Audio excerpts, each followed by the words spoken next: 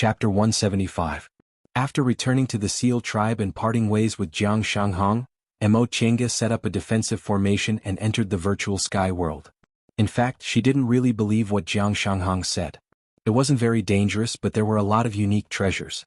Such a good thing would definitely be considered a complete secret by the people in their sect. Not to mention inviting disciples from other sects. Even disciples from their own sect wouldn't know about it. But she didn't think Jiang Shanghong had any bad intentions. Back in Yunwu's sect, she only saved him once in passing, yet he was willing to take the risk to save her. Moreover, he really despised Lu Yidao's method of abandoning Su Jingji. Presumably, although he was a selfish person, he wasn't a sinister person. If he didn't have good intentions for her, he wouldn't have acted like this. In short, Jiang Shanghong's character wasn't bad. He also saved her life once, which was the main reason why she agreed to go with him. Speaking of unique treasures and benefits, she didn't really desire them now. She already had too many things, so she really didn't need to be so greedy.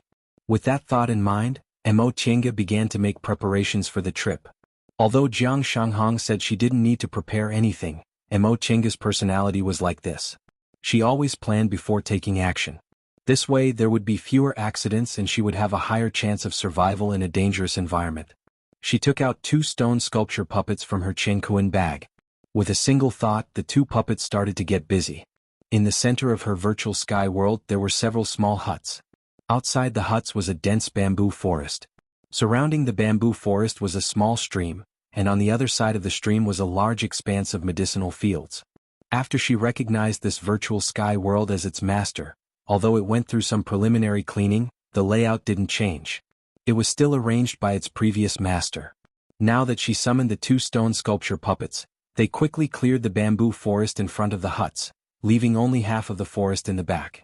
Then she used the chopped bamboos to build several huts in the open space. When the stone sculpture puppets finished building all the huts, Mo Qiange walked towards the largest one. She opened her hand, causing several formation discs to fly out and be placed in the corresponding positions. She made extremely complicated hand seals and shot spiritual aura, causing all the formation discs to light up. Then she threw the last formation flag and the whole formation was activated. She then put her hand into her Chenkuan bag, took out a pill furnace and put it in the center. This pill furnace was about 2 feet square, covered in dense purple aura, and shrouded in spiritual light. It was the purple wooden furnace Zhong Muling gave her. After taking out the purple wooden furnace and confirming there were no problems, Mo Qiange once again she gave her divine comprehension. She ordered the 2 stone sculpture puppets to use. While the puppets were busy, Mo Qiange wasn't idle either. She reached into her robe and fished out something. It was none other than the Sunstone Wanderer Ziwei gave her. She took out the Dragon of the World bag and Zhong with the Zhong with the cultivator and the purple cave Zhong had with Mo Qindao and Ling with Zhong with the puppets Mo Zhong with she didn't with she with she with Mo with Mo with Mo with she Mo with Yang. Holding the sunlight stone in her palm, she took out a talisman brush from her robe with her other hand. Soon after, she used her divine comprehension to force out a drop of blood essence. She dipped the talisman brush in the blood essence and quickly drew lines around the purple wooden furnace. These lines seemed unreasonable, but once they were drawn on the purple wooden furnace, they shone brightly as if they were real. After she finished drawing, Mo Qiange put away the brush, opened the purple wooden furnace, and put the sunlight stone inside. She then made a series of complicated hand seals and sealed the sunlight stone at the bottom of the furnace. Once she was done, she felt a wave of tiredness. Blood essence was a person's foundation. Every drop was extremely precious. Even though she was a foundation-building cultivator, losing 1 drop still made her tired. She sat down cross-legged, took several medicinal pills, and circulated her spiritual aura in her body several times before she finally felt a bit better. At that moment, the 2 stone sculpture puppets had finished arranging the concocting room. The water from the brook was drawn into the small room through a bamboo pipe, dripping into the small pond. She put away the stone sculpture puppets, pondered for a moment, and decided on the type of medicinal pills she would concoct this time. Healing medicinal pills were necessary, but detoxification and mind-calming medicinal pills were also indispensable. Last time in Ziwei's Immortal's Cave, fortunately, Taoist Fangjing brought several mind-calming talismans with him. Otherwise she would have had to spend a lot of effort. By the time she finished concocting all these medicinal pills, several days had already passed. During this time, she specifically told the maid sent to serve her that she wanted to cultivate clear-headed for several days and not to disturb her if there was nothing important. After that, she prepared some tools that could be used to lay formations temporarily. Time was tight, so she didn't have time to study the Xuanji formation book.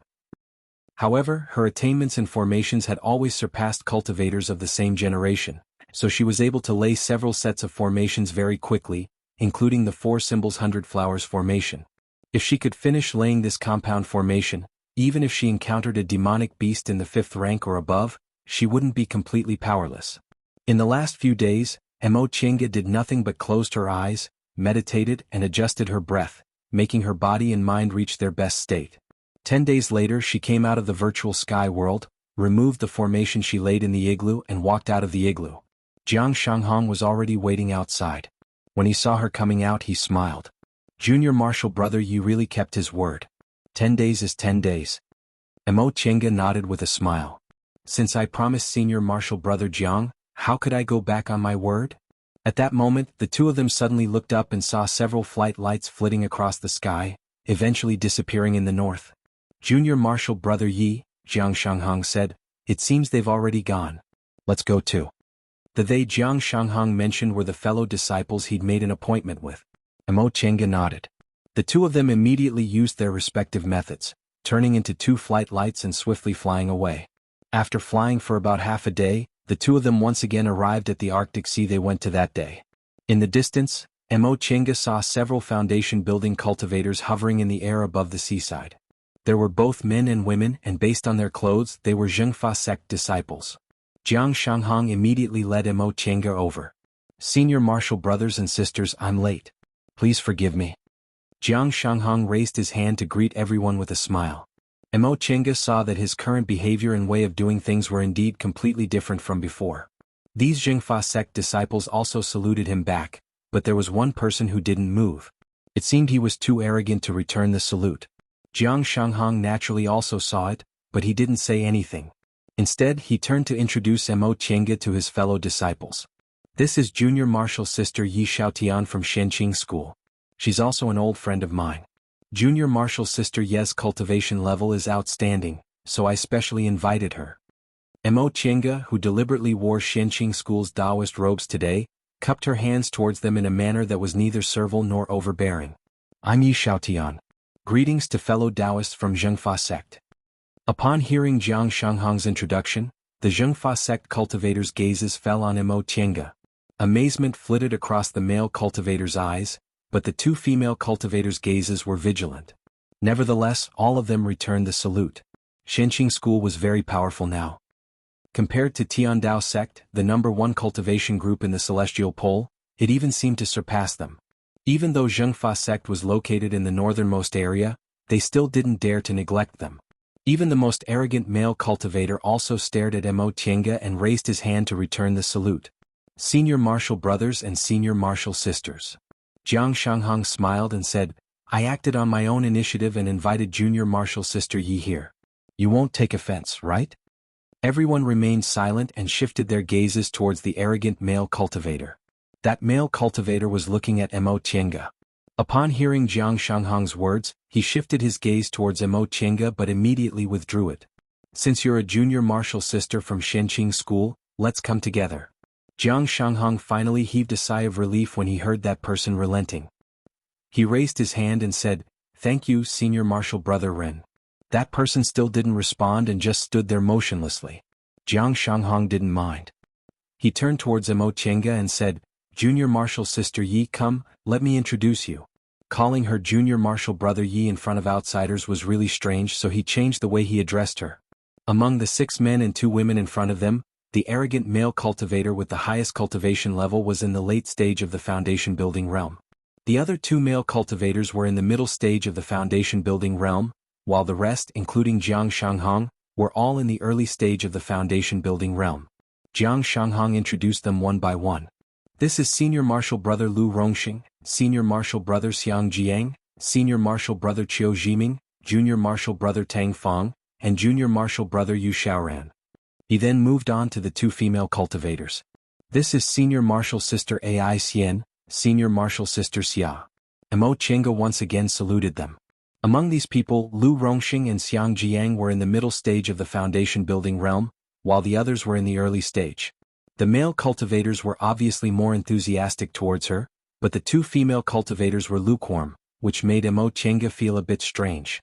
Finally, it was the arrogant male cultivator with the highest cultivation level. Jiang Shanghong put him last, but it was unclear whether he was being cautious or for some other reason. This is Senior Martial Brother Ren Yufeng, our leader this time. Senior Martial Brother Ren is our martial uncle Buki's inner disciple.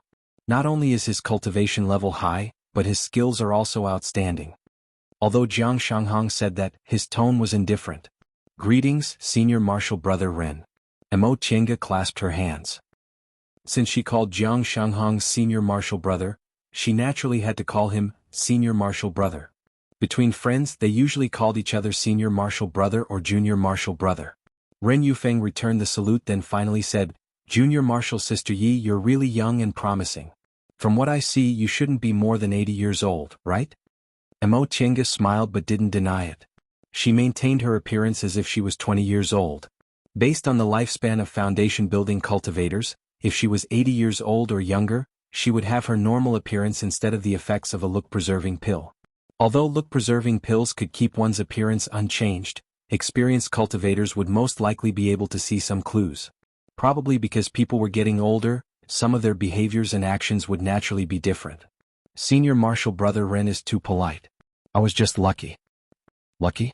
Ren Yufeng chuckled, then said meaningfully, if you could make a realm breakthrough just because you were lucky, wouldn't the world be full of high-level cultivators? His words were a bit strange, so Mo Chenga just smiled and didn't say anything. Ren Yufeng swept his gaze over everyone, then said, good people, everyone's here, we can set out now. No one had any objections. A group of 10 people rode on their flying magic tools, then flew towards that huge iceberg together. Mo Chenga and Jiang Shanghong were at the very back.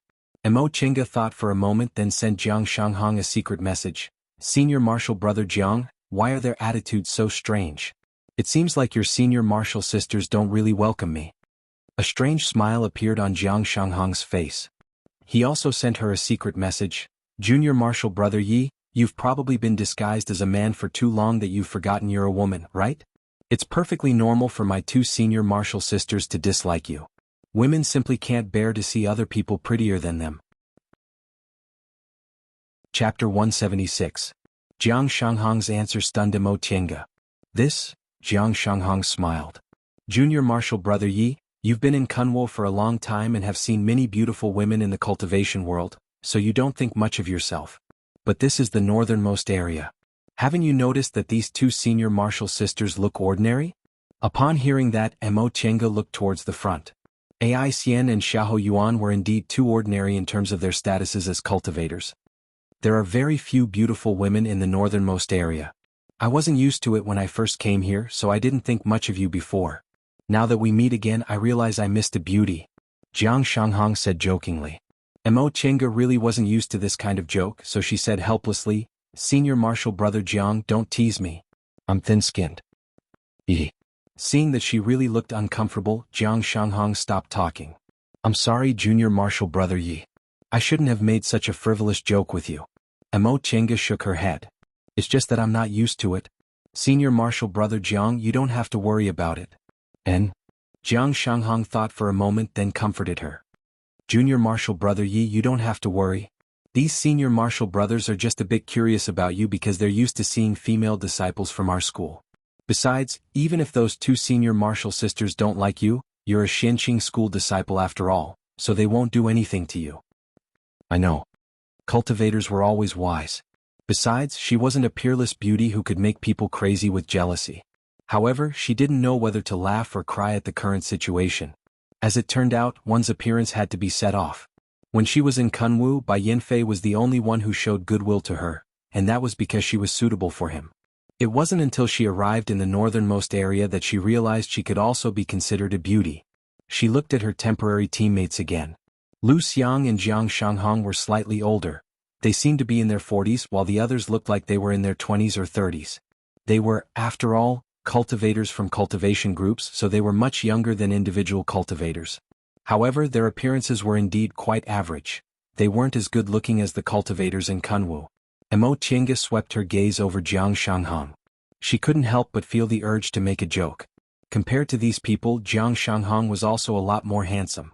The group of 10 flew for a long time, but the iceberg was still in sight. Emo Chinga wrinkled her brows then asked Jiang Shanghong, "Senior Marshal Brother Jiang, it doesn't seem that far." Jiang Shanghong explained, "Junior Marshal Brother Yi, there's something you don't know, but in our northernmost area, there are glaciers everywhere. It's an expanse of white, so if you look at it, you'll have an illusion. The land of Hiding Dragon is actually thousands of miles away." So that's how it is. To a Foundation establishment cultivator, several thousand li would indeed take a long time to fly. After flying for a while, the iceberg finally came closer.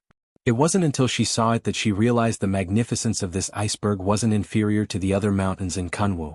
The majesty of Kunwu lay in its vast mountains that stretched for over 10,000 li. Each mountain was connected to another, and the scenery was different from each other. Some were steep and marvelous, some were graceful and calm. However, the iceberg in front of them just stood there by itself. The several thousand feet tall ice peak was lonely and silent, as if it had been overlooking the northernmost ocean ever since time immemorial. It watched the surrounding icebergs drift and the sea turn into mulberry fields while it stood there alone forever. This was a kind of solitary and proud beauty. Jiang Shanghong looked up and said, "According to the legends of the northernmost people, this iceberg was here from the beginning. Other icebergs melted, disappeared, or drifted away, but it was the only one that remained like this since ancient times." Why didn't it melt? Emo Chinga couldn't help but ask. Under the sunlight, every ice peak was sparkling and translucent, looking magnificent and magnificent. I don't know. This time the one who answered was Ren Yufeng. His cultivation level was the highest among them and he was also their leader, so he was currently standing at the forefront. The land of Hiding Dragon is like this. Even nascent soul grandmasters can't answer these questions. Maybe we'll have to wait until we become deification cultivators before we can answer some of them. Ren Yufeng's gaze swept over them. "Junior Marshal brothers and sisters, are you ready? If you're ready, we'll go in now." Emo Chinga looked at Jiang Shanghong. Before this trip, Jiang Shanghong said she needed some special things, but he'd prepare them for her. At that moment, Jiang Shanghong took out a palm-sized pouch and handed it to Emo Chinga. "Junior Marshal Sister Yi, these are bubble fruits. After eating one, a water-repelling barrier will form around your body that can last for a day. There are several dozens of them here, so they should be enough." Bubble fruit? What a childish name. Emo Chinga took the pouch and imitated them. She took out a plum-like fruit, took a bite and swallowed it. And the taste wasn't bad, it was a bit sweet. Jiang Shanghong also ate one then moved closer to her and said, "This fruit is unique to the northernmost land, it's often used to coax children." While they were speechless, Ren Yufeng led everyone to dive into the water. Emo Chinga saw that they didn't use a defensive barrier, but after they went into the water, a water-repelling barrier automatically formed around their bodies. This bubble fruit really lived up to its name. After diving several hundred feet into the water, everyone finally stopped. Ren Yufeng took out a jade talisman then muttered some unknown incantation. Several streams of spiritual aura hit the surface of the ice, causing ripples on the surface of the ice to ripple. A black hole slowly appeared on the surface of the ice which was flat and flawless a moment ago. This was an extremely brilliant restriction, but even with Emo Chinga's attainments and formations she couldn't see any clues. Apparently, the nascent soul grandmasters of Zhengfa sect also attached great importance to this place. But this made Emo Chinga even more puzzled. Since this was Zhengfa sect's important place, why did they invite her, a disciple from another cultivation group, to come? Jiang Shanghong trusted her, so why didn't the others have any objections? Without much time to think, Ren Yufeng already turned around. Under the water, his voice sounded a bit distorted. "Junior Marshal brothers and sisters, we're going in now. Be careful." Everyone cupped their hands and responded with solemn expressions on their faces. At that moment, Emo Chinga actually wanted to laugh. This was her first time seeing such a scene. There were so many foundation building cultivators, and every one of them was talking with a bubble above their head. It was really interesting. Under Ren Yufeng's lead, the 10 of them slowly passed through the black hole. Emo Chinga followed behind them. Jiang Shanghong deliberately asked her to swim in front of him. Once they passed through the hole, the scenery in front of them changed and they instantly felt warm all over. There was only ice and water under the northernmost sea, but inside this iceberg, there was actually a vast expanse of blue ocean. Inside the ocean, there were lush aquatic plants and shoals of fish. The water refracted specks of light, It was completely a scene of a warm ocean. Emo Chenga looked up. She even felt that the surface of the water and the sunlight weren't far from her. A shoal of finger-sized silver fish swam over. Under the refraction of water and light, their silvery white scales shone with silvery light, looking extremely wonderful. She was somewhat fascinated by this kind of scenery. She even wanted to reach out and stroke these silver fish, but behind her, Jiang Shanghang's expression suddenly changed. A sword appeared in his hand and he slashed it towards the shoal of fish. Emo Chenga was startled. When she turned around to look, she discovered that everyone else also had the same expression and each of them had taken out their magic tools. No matter how stupid she was, she should have realized there was something wrong with these silver fish.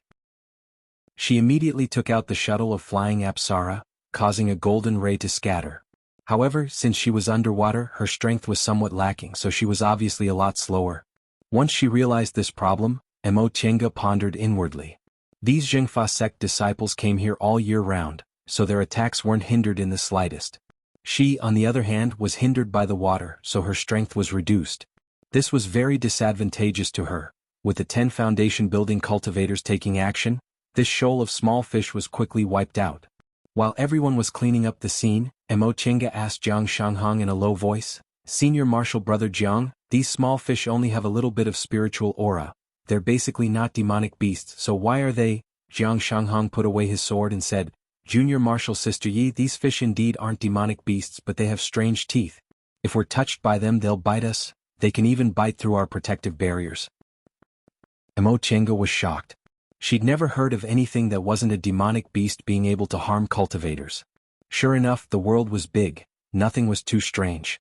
Then, the seemingly harmless water plants actually stretched out their tentacles, trying to entangle them. There were even huge mouths in the bushes that wanted to swallow them whole. It had only been 2 hours since they entered the interior of this iceberg, but they'd already encountered several fierce battles in succession. Only then did Emo Chenga understand what Jiang Shanghang meant. When facing these strange creatures, they had to be vigilant at all times. Things that seemed harmless might actually kill them. Therefore, danger lurked everywhere here. There were many small things that you might not notice, but they were actually dangerous things. However, if you were vigilant all the time, killing these seemingly harmless things wasn't difficult at all. By the time they finished killing a group of transparent jellyfish, they'd already arrived at a huge coral reef. The coral had a bright red luster. Emo Chenga could see that these corals were full of spiritual aura, so they could be considered treasures. At this moment, the leader, Ren Yufeng, stopped.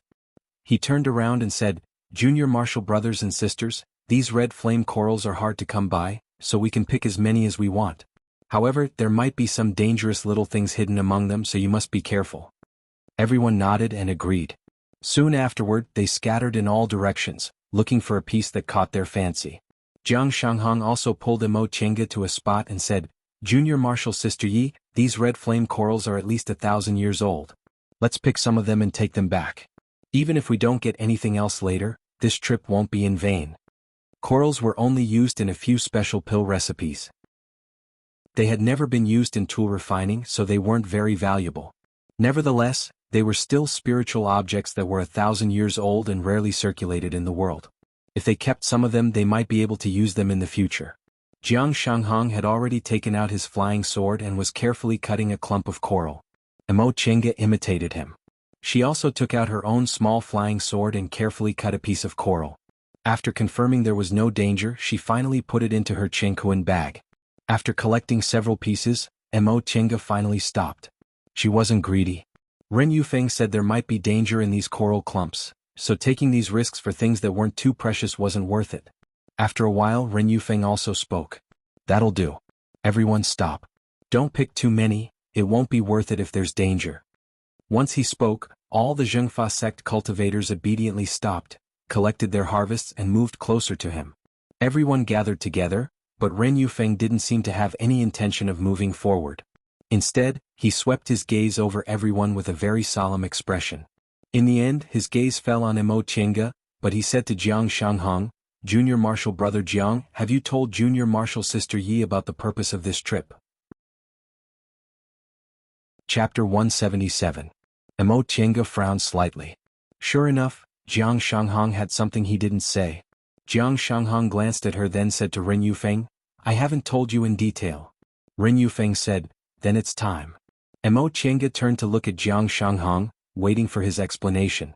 Although she already knew this matter wasn't that simple, she still felt unhappy now that it was laid out in front of her. Faced with her gaze, Jiang Shanghong coughed and said somewhat uncomfortably, "Junior, Martial Sister Yi, don't be angry. I didn't say it before because this matter is very important. My previous promise is still valid now. I didn't say it clearly because it was inconvenient." Mo Chenga merely raised the corner of her lips, declining to comment. She had already guessed it, so she wasn't very angry. However, if she didn't care too much about it, people might think she had no temper. Upon seeing Jiang Shanghong's awkward expression, Ren Yufeng interrupted, "Let me say it." Jiang Shanghong looked at him, hesitated for a moment, but in the end he retreated. Mo Chenga watched him coldly. With Ren Yufeng's arrogant behavior, how could Jiang Shanghong dare to object to him? It seemed what Jiang Shanghong said to her before was true. He was only an ordinary disciple and was in a weak position in front of fellow disciples of Zhengfa sect.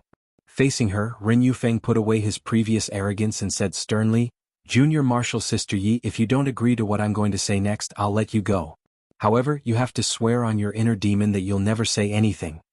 Mo Chenga frowned slightly. What could be so serious? She said faintly, "Senior Martial Brother Ren, just say it. So what if I agree or not? Everyone here is your fellow disciples, so it'll be very easy to deal with me." Ren Yufeng choked on her words, and Jiang Shanghong even turned his head away. That was indeed their plan. In any case, she was alone, so if she didn't agree, they could use force to threaten her. However, Mo Chenga said it so bluntly, causing their faces to burn. After all, bullying a single woman really wasn't something to be proud of. Nevertheless, Ren Yufeng's skin was thick enough, so he quickly regained his composure. He said, "Junior Martial Sister Yi, do you think the masters in the group would allow us to tell others about a place like the Land of Hiding Dragon where we can often find unique treasures?" Upon hearing what he said, Mo Chenga cast a glance at Jiang Shanghong. "So you're saying, everything Senior Martial Brother Jiang said before was false?" "Of course not." Jiang Shanghong hastily denied it. "The Land of Hiding Dragon is indeed a place where we can often find treasures. Aside from the fact that it's a secret of our school, everything else is true." Mo Chenga turned to look at Ren Yufeng. "Then what did Senior Martial Brother Ren mean? We'll have to start from the time we entered the Land of Hiding Dragon." Ren Yufeng stared sharply at Mo Chenga as if he was observing her expression. He said slowly, 3 months ago, I, Junior Martial Brother Xiang, Junior Martial Brother Tang and Junior Martial Brother Jiang entered the Land of Hiding Dragon together and discovered a secret place. Unfortunately, the 4 of us weren't strong enough, so we returned in low spirits. In the following months, we've been looking for trustworthy people to enter with us so we can find treasures." "What does that have to do with me?" Mo Chenga was puzzled. "Fellow disciples like you are more trustworthy than an outsider like me.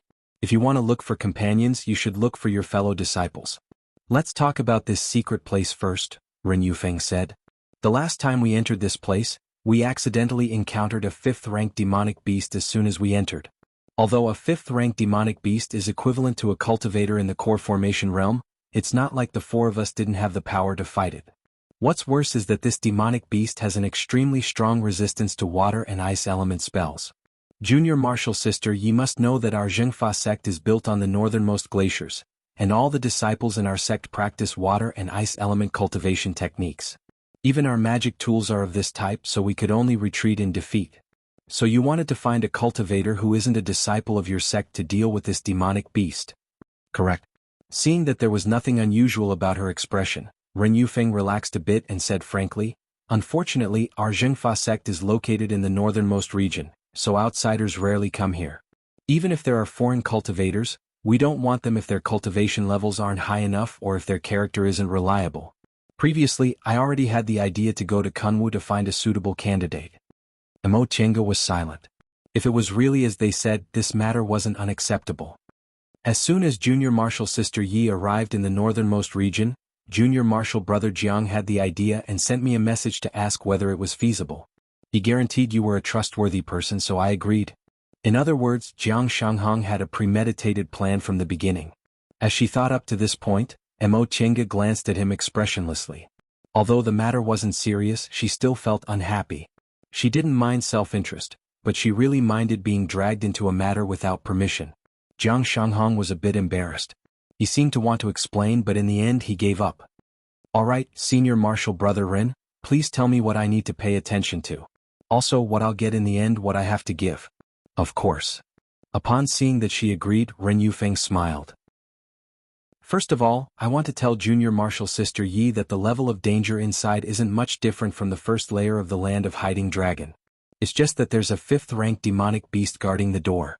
Although 5th-rank demonic beasts are equivalent to core formation cultivators, they're not core formation cultivators, so their intelligence is far inferior to humans. I've already thought of a way to deal with this demonic beast. What Junior Marshal Sister Yi has to do is listen to my instructions and attack it. Since Junior Marshal Sister Yi has become our companion, you can naturally get a share of the treasures. As for how much you get, it'll depend on how much you do. Emo Chenga nodded. She could accept all of this, but, Senior Marshal Brother Ren, it's not that I don't trust you, but I'm alone on this trip, so it's really a bit. She paused and swept her gaze over everyone in front of her. Ren Yufeng understood what she meant, so he asked, Junior Marshal Sister Yi, if you have any requests, just say them. If I can agree to them, I'll definitely agree. Alright. Emo Chenga said bluntly, I want Senior Marshal Brother Ren to make an oath that you won't hurt me on this trip. If you succeed in the end, you'll definitely let me leave safely. Ren Yufeng was silent. He naturally understood what she wanted him to make an oath. Just now he asked Emo Chenga to make a heart demon oath if she didn't agree. Now Emo Chenga only asked him to come back. He clenched his teeth, then said heavily, Fine. Upon hearing his answer, Ai Xian, a female cultivator from Zhengfa sect, cried out involuntarily, Senior Marshal Brother Ren, how could you do that? Ren Yufeng swept a glance at her, then said faintly, Junior Marshal Sister Ye's concerns aren't unreasonable. Besides, if I don't intend to violate your promise, it doesn't matter if I make an oath or not. Emo Chenga smiled. Senior Marshal Brother Ren is really bold. Junior Marshal Sister feels ashamed of her inferiority. Although she said that, she didn't take back what she said. There were 9 people on the other side and she was alone. Who knew if they wouldn't want to share a share of the loot with her and would try to rob her of the treasures she had. Although Jiang Shanghong was familiar with her and probably wouldn't harm her, his status wasn't high enough, so he still had to see what Ren Yufeng thought.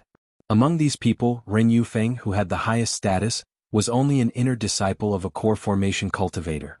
Presumably, even if he had magic weapons or whatnot, they wouldn't be of high grade, so it wasn't impossible for him to covet them. I, Ren Yufeng, swear by my inner demon that I won't harm Junior Marshal Sister Yi Xiaotian on this trip. I'll also restrain my fellow disciples and let Junior Marshal Sister Yi leave safely afterward. After thinking up to this point, he opened his eyes and looked at Emo Chenga. Is this okay? Seeing that Ren Yufeng had indeed made a heart demon oath, Emo Chenga immediately smiled and said, That being the case, Senior Marshal Brother Ren can continue. I have no more questions. Everyone heaved sighs of relief when they heard what she said. Ren Yufeng then said, Alright, since Junior Marshal Sister Yi has no objections, we'll start preparing. Everyone knows what we need to prepare, so let's get started. Right after he finished speaking, everyone started to get busy. Emo Chenga didn't know what they were going to do, but Jiang Shanghong came over and said, Junior Marshal Sister Yi, this is Zhengfa Sect's Cold Ice Protective Talisman. That 5th-rank demonic beast also belongs to the water element, so it'll be safer if you carry it with you. Emo Chenga took the talisman, then said faintly, Thank you, Senior Marshal Brother Jiang, for your consideration. Her words were neither cold nor warm. She didn't seem angry, but she also didn't seem to have any intention of forgiving her, causing Jiang Shanghong to have a belly full of words to say. Feeling helpless, he could only turn around and continue with his own matter. Aside from Emo Chenga, the other 9 Zhengfa sect cultivators followed Ren Yufeng's instructions. Each of them chose a position and laid spirit stones around themselves, seemingly preparing some kind of formation. Emo Chenga watched them for a while. With her attainments in formations, she could tell they were laying a defensive fortification formation. However, she didn't understand why they laid a formation here. Before long, the fortification formation was finally laid. Ren Yufeng called out, Junior Marshal Sister Yi, please come here. At that moment, aside from Ren Yufeng and Xiang Jiang, all of them walked towards the center of the formation. Emo Chenga also walked over. Upon seeing that they all entered the formation, Ren Yufeng said, Junior Marshal brothers and sisters, stay here. In a moment, Junior Marshal Brother Xiang and I will lure that 5th-rank water carp beast over. At that time, you'll need to activate the formation. You must withstand it. Junior Marshal Sister Yi, you don't need to worry about anything. When the time comes, we'll naturally protect you. You just need to focus on using powerful magic tools and spells to attack it. The Zhengfa sect cultivators all nodded. Mo Qingge responded with a yes. She hoped Ren Yufeng would keep his promise. If that was the case, she would actually be the most relaxed among them. At that moment, aside from Mo Qingge, the other 7 people were already standing in their respective positions. This was the position of the Big Dipper. The one with the highest cultivation level, Lu Rongxing, stood at the forefront to preside over the formation. As for Mo Qingge, she stood in the very center, precisely the position where the formation would protect her. Ren Yufeng and Xiang Jiang's whereabouts were also unknown. Mo Qingge guessed they made the 8 of them stay here because it was a way to deal with that demonic beast. It was also possible that the secret place required a special method to open, so they didn't want them to see it. Before long, Lu Rongxing shouted, "It's here!" Once they heard what he said, the 7 people each took out their magic tools and gathered their spiritual aura. When their magic tools were overflowing with spiritual aura, Lu Rongxing shouted, "Activate the formation." The 7 people raised their spirit tools at the same time. 7 streams of spiritual aura hit the 7 eyes of the formation. The spiritual aura soared into the sky, but all of them were blue. Zhengfa sect cultivators all practiced water element cultivation techniques, so their spiritual aura was naturally the same.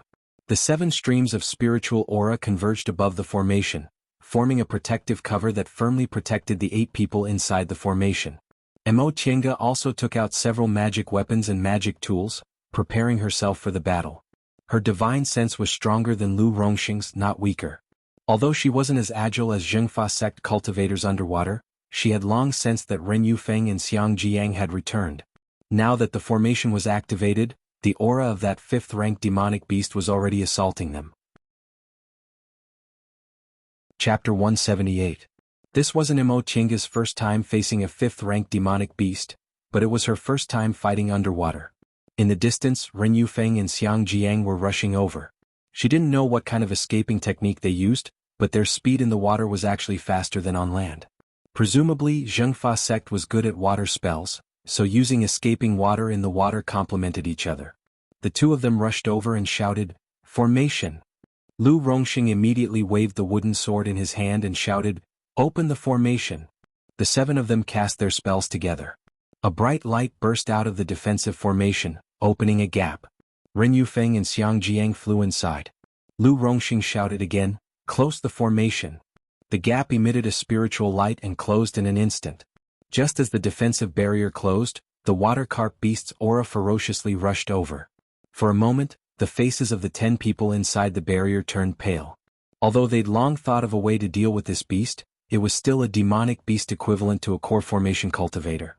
Its powerful momentum when it rushed over was hard for foundation-building cultivators like them to take it seriously.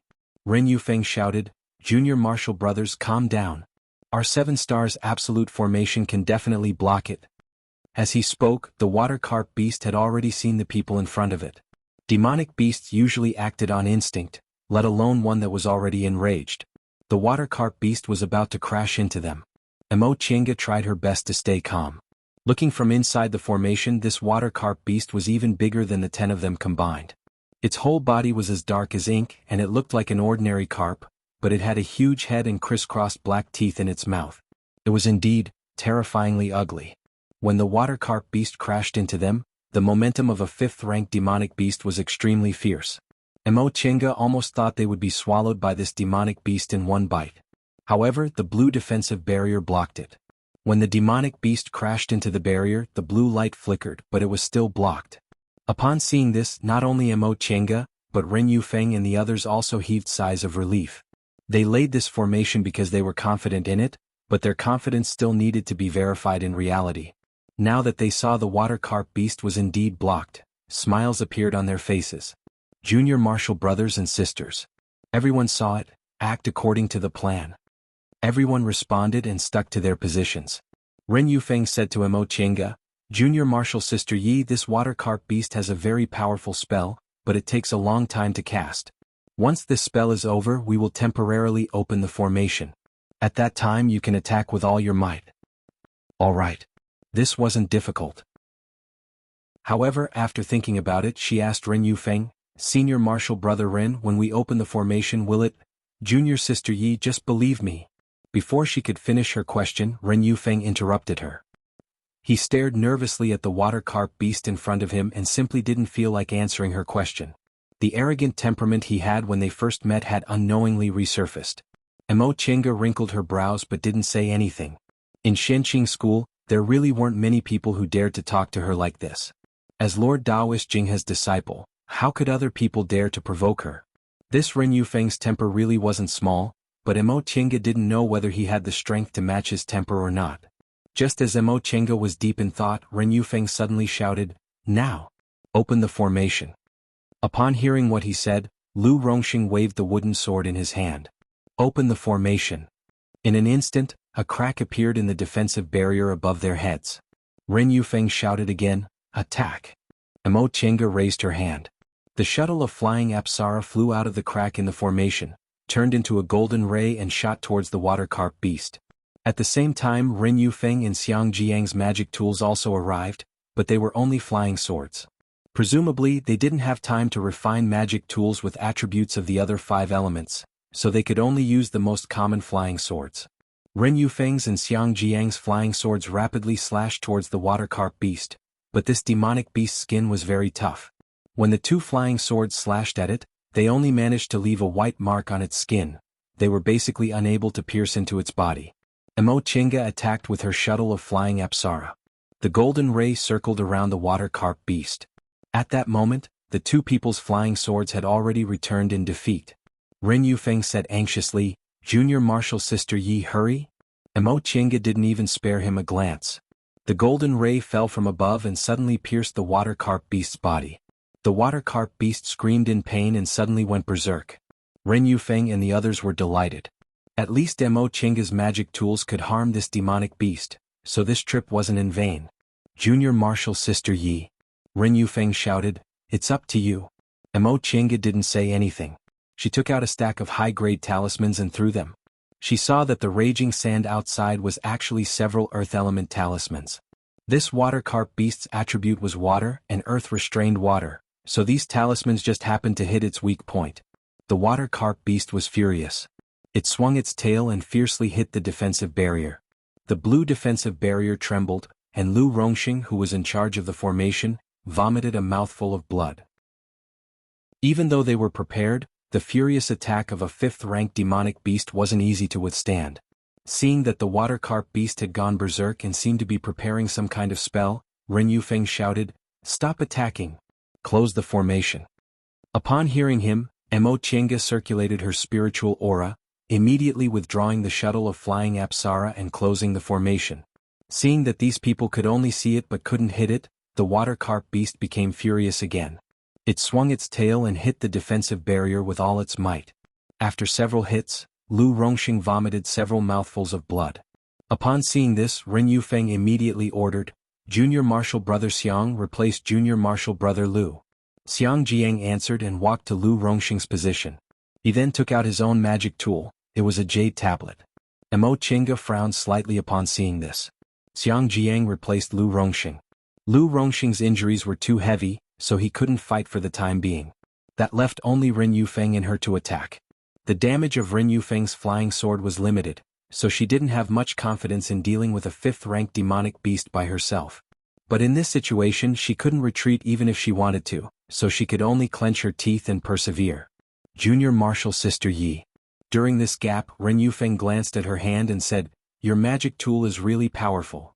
Mo Chenga said faintly, "It was given to me by my master when I was building my foundation. Fortunately it's come in handy." "Is that so?" Ren Yufeng asked. "Junior Martial Sister Yi, who's your master in Shenqing School?" "When I was young I also traveled to Kunwu, so I know several seniors in Shenqing School. Maybe I happen to know Junior Martial Sister Ye's master." Mo Chenga chuckled then said vaguely, "I'm a disciple of Clear Spring Peak. My master hasn't gone out for many years, so Senior Martial Brother Ren probably doesn't know him." "Oh." She spoke so vaguely, but Ren Yufeng was also a perceptive person. He could tell she didn't want to talk about it, so he didn't continue asking. He just stared at her thoughtfully for a while before continuing to watch the water carp beast outside.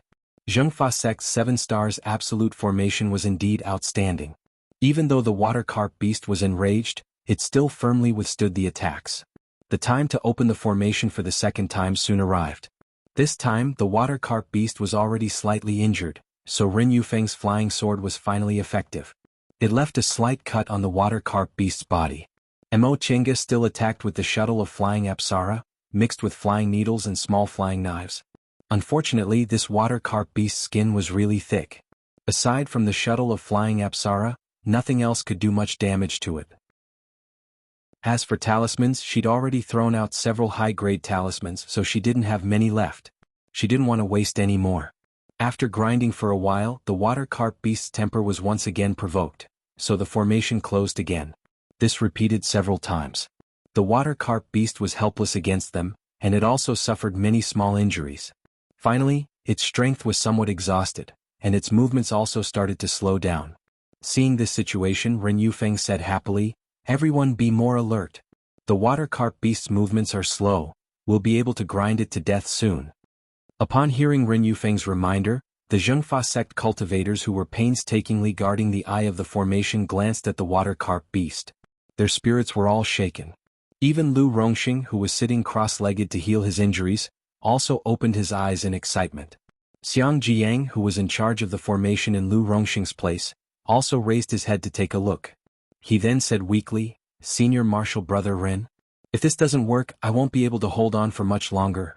For such a strengthened defensive formation, the person in charge of the formation had to endure a lot more attacks than the others. Among them, including Mo Chenga, there were only 3 middle-stage foundation building cultivators and 1 late-stage foundation building cultivator. Ren Yufeng had to take command, and Mo Chenga didn't understand Zhengfa sect's cultivation technique, so only Lu Rongxing and Xiang Jiang could preside over this formation. Lu Rongxing was already exhausted, so no one could replace Xiang Jiang.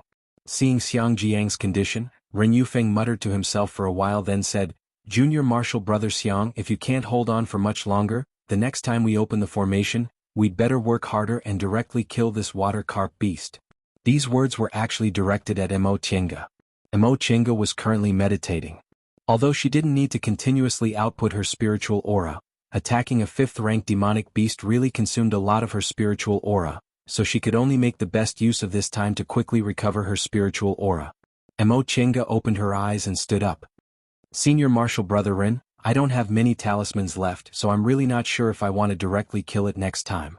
"Rest assured, Junior Marshal Sister Yi," Ren Yufeng said anxiously, "your talismans are only useful. When we find the treasures, we'll give you more." Mo Chenga wanted to say that wasn't what she meant, but after thinking about it, she didn't say it. She still had a killing move she hadn't used because she always felt it wasn't the right time yet. However, she couldn't care about that now. Aside from her, these Zhengfa sect cultivators didn't have any effective means to deal with this water carp beast. If she didn't use it and their defensive formation was broken, it'd be very difficult for her to get away with it. Just as she was thinking, the formation was activated once again. Ren Yufeng shouted, "Junior Marshal Sister Yi, go all out." Right after he said that, his flying sword took the lead. Mo Chenga didn't hesitate. She threw the shuttle of flying apsara, and at the same time, her divine sense, which had been strengthened by the soul refining art, also reached out. The tangible divine sense cultivated by the soul refining art was extremely fine, and it couldn't be seen in the slightest. That 5th-rank water carp beast only sensed something pouncing on it, so it waved its fins, wanting to hit it. However, the tangible divine sense wasn't the same as other characteristics. The moment it waved its fins, Mo Chenga immediately dispersed this tangible divine sense, turning it back into an ordinary divine sense. The water carp beast moved its eyeballs in confusion. In the next second, Mo Chenga slightly gathered her divine sense again, then ruthlessly lashed it at the demonic beast. Gulp! The water carp beast grunted. Its primordial spirit was hit. The way to deal with the soul refining art was very simple. Guard your mind and don't use your own divine sense. That way, your primordial spirit would be hidden deep inside your sea of knowledge, and no one could enter it at will. However, whether it was cultivators or demonic beasts, using their divine sense in battle was almost instinctive. Divine sense was like their eyes, so how could they possibly guard against this move? Demonic beasts in particular didn't have any intelligence, so using their divine sense was a subconscious action. Taking advantage of the fact that the water carp beast's primordial spirit was hit, Mo Chenga followed up with another attack. At the same time, she maneuvered the shuttle of flying apsara to make it look like she was attacking. Chapter 179. Her divine sense once again lashed out, hitting the water carp beast's primordial spirit. At the same time, the shuttle of flying Apsara's golden rays fiercely enveloped it. The water carp beast let out a loud roar as it furiously swung its tail, furiously hitting the defensive barrier with all its might. The 7 people supporting the fortified defensive formation were instantly injured. Xiang Jiang's expression changed and he coughed up a mouthful of blood. The defensive barrier above his head also shook and looked like it was on the verge of breaking. Ren Yufeng said happily, "It's going to die soon. Hold on a little longer." Emo Chenga glared at him angrily. He was the only late-stage foundation building cultivator on the scene, yet he didn't even help in such a dangerous situation. Even if his spells and magic tools couldn't harm the water carp beast, he could still transfer spiritual aura to her or the other 7 people. But now wasn't the time to turn hostile, so she didn't say anything. Instead, she took out a magic talisman Lord Daoist Jinghe gave her from her Chengquan bag, then swung her hand and flew out of the gap in the defensive barrier. This talisman contained the power of a sharp weapon. It flew out of the defensive barrier lightly and soundlessly transformed into a streak of sword light, piercing into the body of the water carp beast with a light but sharp edge. Taking advantage of this opportunity, the shuttle of flying Apsara broke out of the water carp beast's body. The water carp beast frantically swung its tail, but in the end, it couldn't hold on any longer. It let out a whimper and went limp. Blood flowed out of the water carp beast's body, dyeing the surrounding water red. The scene was extremely quiet. Everyone still hadn't regained their senses from this battle. Emo Chenga was the first to wave her hand. The shuttle of flying Apsara's golden rays emitted a clanging sound and flew back to her hand. The others finally woke up as if they had just woken up from a dream. Senior Marshal Brother Xiang. Ai Xian and Xiahou Yuan shouted at the same time. The 2 of them were closest to Xiang Jiang, so they immediately rushed forward to support him. The blue defensive barrier above their heads cracked, and Xiang Jiang fell down. Ren Yufeng hastily went to check on Xiang Jiang's condition. Although none of the 10 of them died, the 2 middle-stage foundation building cultivators were half dead and almost lost their fighting strength.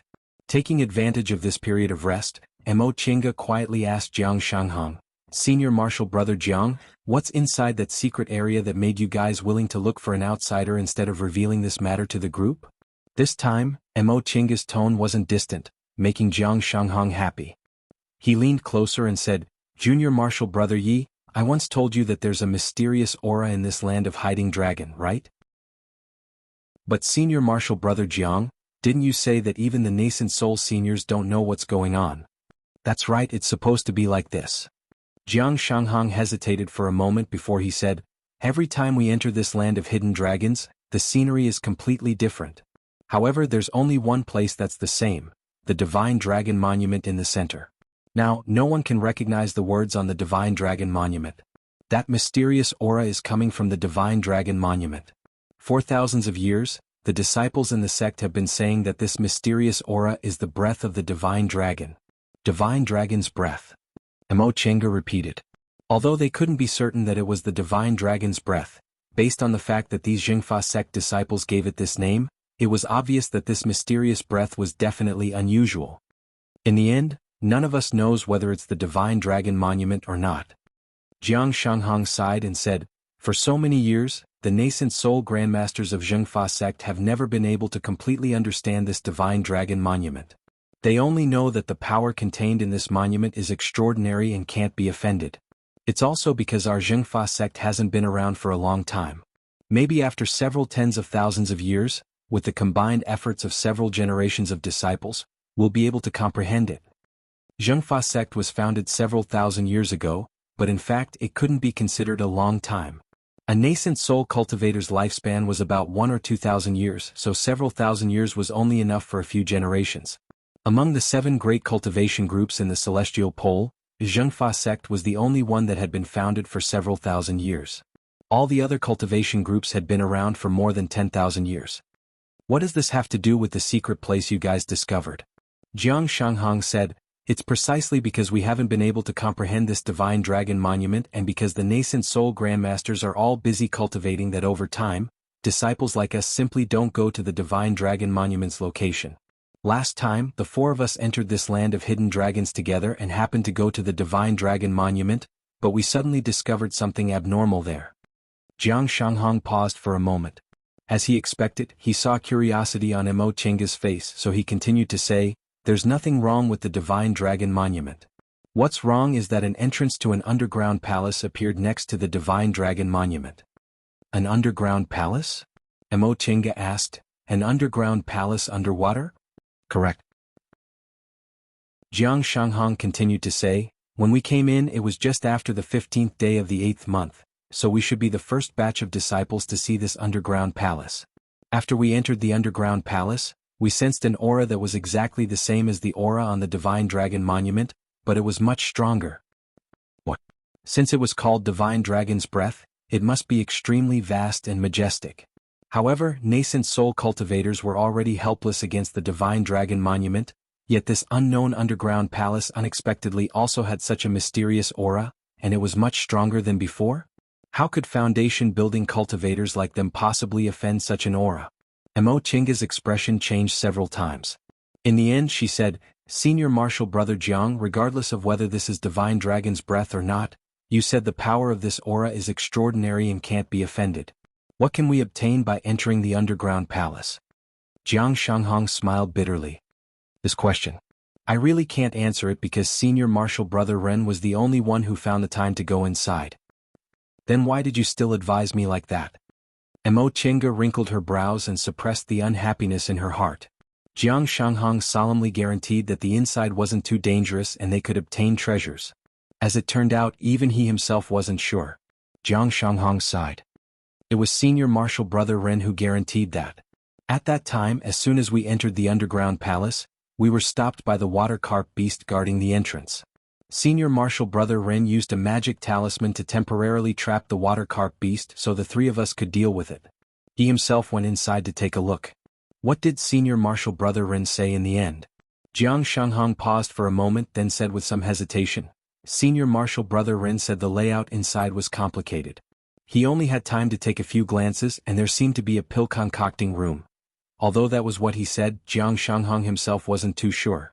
A pill concocting room? Since it was an underground palace, how could there possibly be a pill concocting room? Junior Martial Brother Yi. Jiang Shanghong stared at her and said frankly, I've already told you the truth, I'm only an ordinary cultivator in Zhengfa sect. Senior Martial Brother Ren's cultivation level is higher than mine, and he's also a core formation martial uncle's inner disciple, so his status is much higher than mine. Last time, I was able to accompany him to this land of hiding dragon because I was familiar with Junior Martial Brother Tangfang. Whatever he said, I naturally had no choice but to obey. However, he also had no reason to deceive us, right? What he said made sense. If there weren't any benefits, Ren Yufeng wouldn't have gone through so much trouble to find someone to take the risk with him. Mo Chenga thought for a moment then asked, Senior Martial Brother Jiang, since you can discover the underground palace, other people can too. There's bound to be people who happen to go to the Divine Dragon Monument. Can you guarantee that no one else saw it after you left? When this question was brought up, Jiang Shanghong smiled and said, You can rest assured. When we left last time, Senior Martial Brother Ren and Senior Martial Brother Xiang used a special technique to hide it, so other disciples in the same realm as us definitely couldn't see it. It's precisely because the scenery of this land of hiding dragon changes every year and we don't have a lot of time that we came here in a hurry. Just as they were talking, Ren Yufeng, who seemed to have finished treating Lu Rongxing and Xiang Jiang's injuries, walked towards them. Junior Martial Sister Yi, Junior Martial Brother Jiang, what are you talking about? Ren Yufeng's current expression was very amiable. It seemed like he was in a very good mood after smoothly killing the water carp beast. After spending half a day with him, Mo Chenga felt that not only did he have a bad temper and a high opinion of himself, but he also didn't have any leadership skills. He only relied on his status and cultivation level, so the things he did were indeed unpleasant. However, since he greeted her with a smile, there was no reason for her to slap him in the face. Therefore she also smiled politely. I'm still a little unclear about this land of hiding dragon, so I was asking Senior Martial Brother Jiang. Oh, I see. In fact, Junior Martial Sister, you can just ask me. Junior Martial Brother Jiang also doesn't know much. Ren Yufeng waved his hand, seeming to be very proud of himself. Upon hearing what he said, Jiang Shanghong helplessly glanced at her and said, Junior Martial Sister Yi, you can chat with Senior Martial Brother Ren. I'll go check on my two Senior Martial brothers. Knowing Jiang Shanghong didn't want to and didn't dare to offend Ren Yufeng, Mo Chenga didn't ask him to stay. In any case, she wasn't afraid of Ren Yufeng. From what she saw just now, Ren Yufeng's water-escaping technique was top-notch, but as for his means, he really didn't deserve to be called a late-stage foundation-building elite disciple of a big cultivation group. Even if Ren Yufeng didn't use any of his tricks, Mo Qianga was confident she wasn't inferior to him. If they fought, she had more than an 80% chance of winning.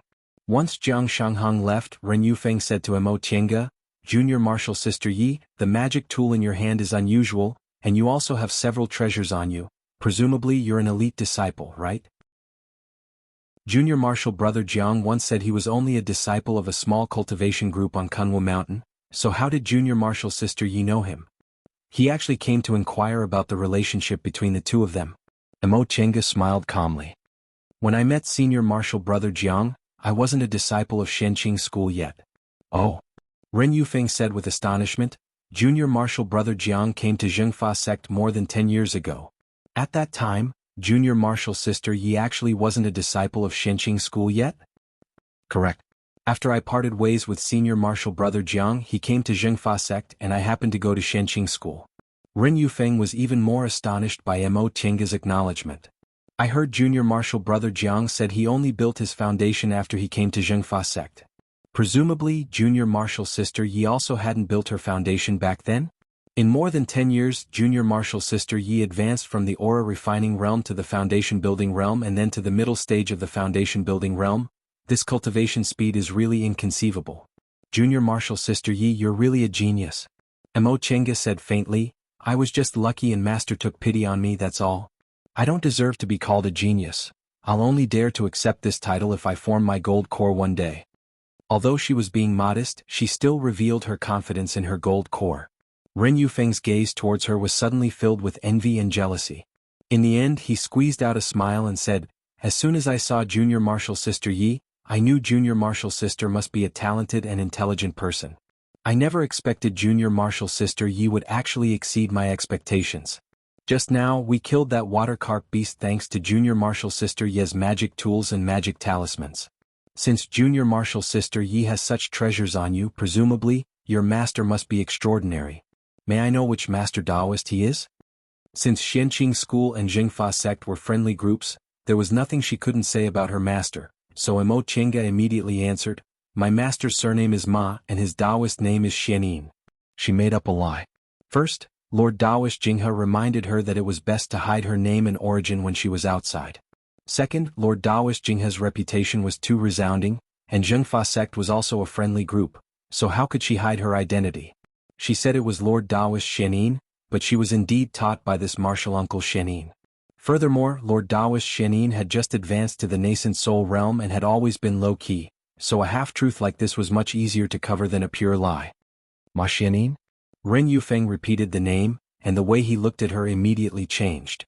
Could it be Lord Taoist Xianin? Yes. Mo Qianga smiled faintly, looking happy for her master.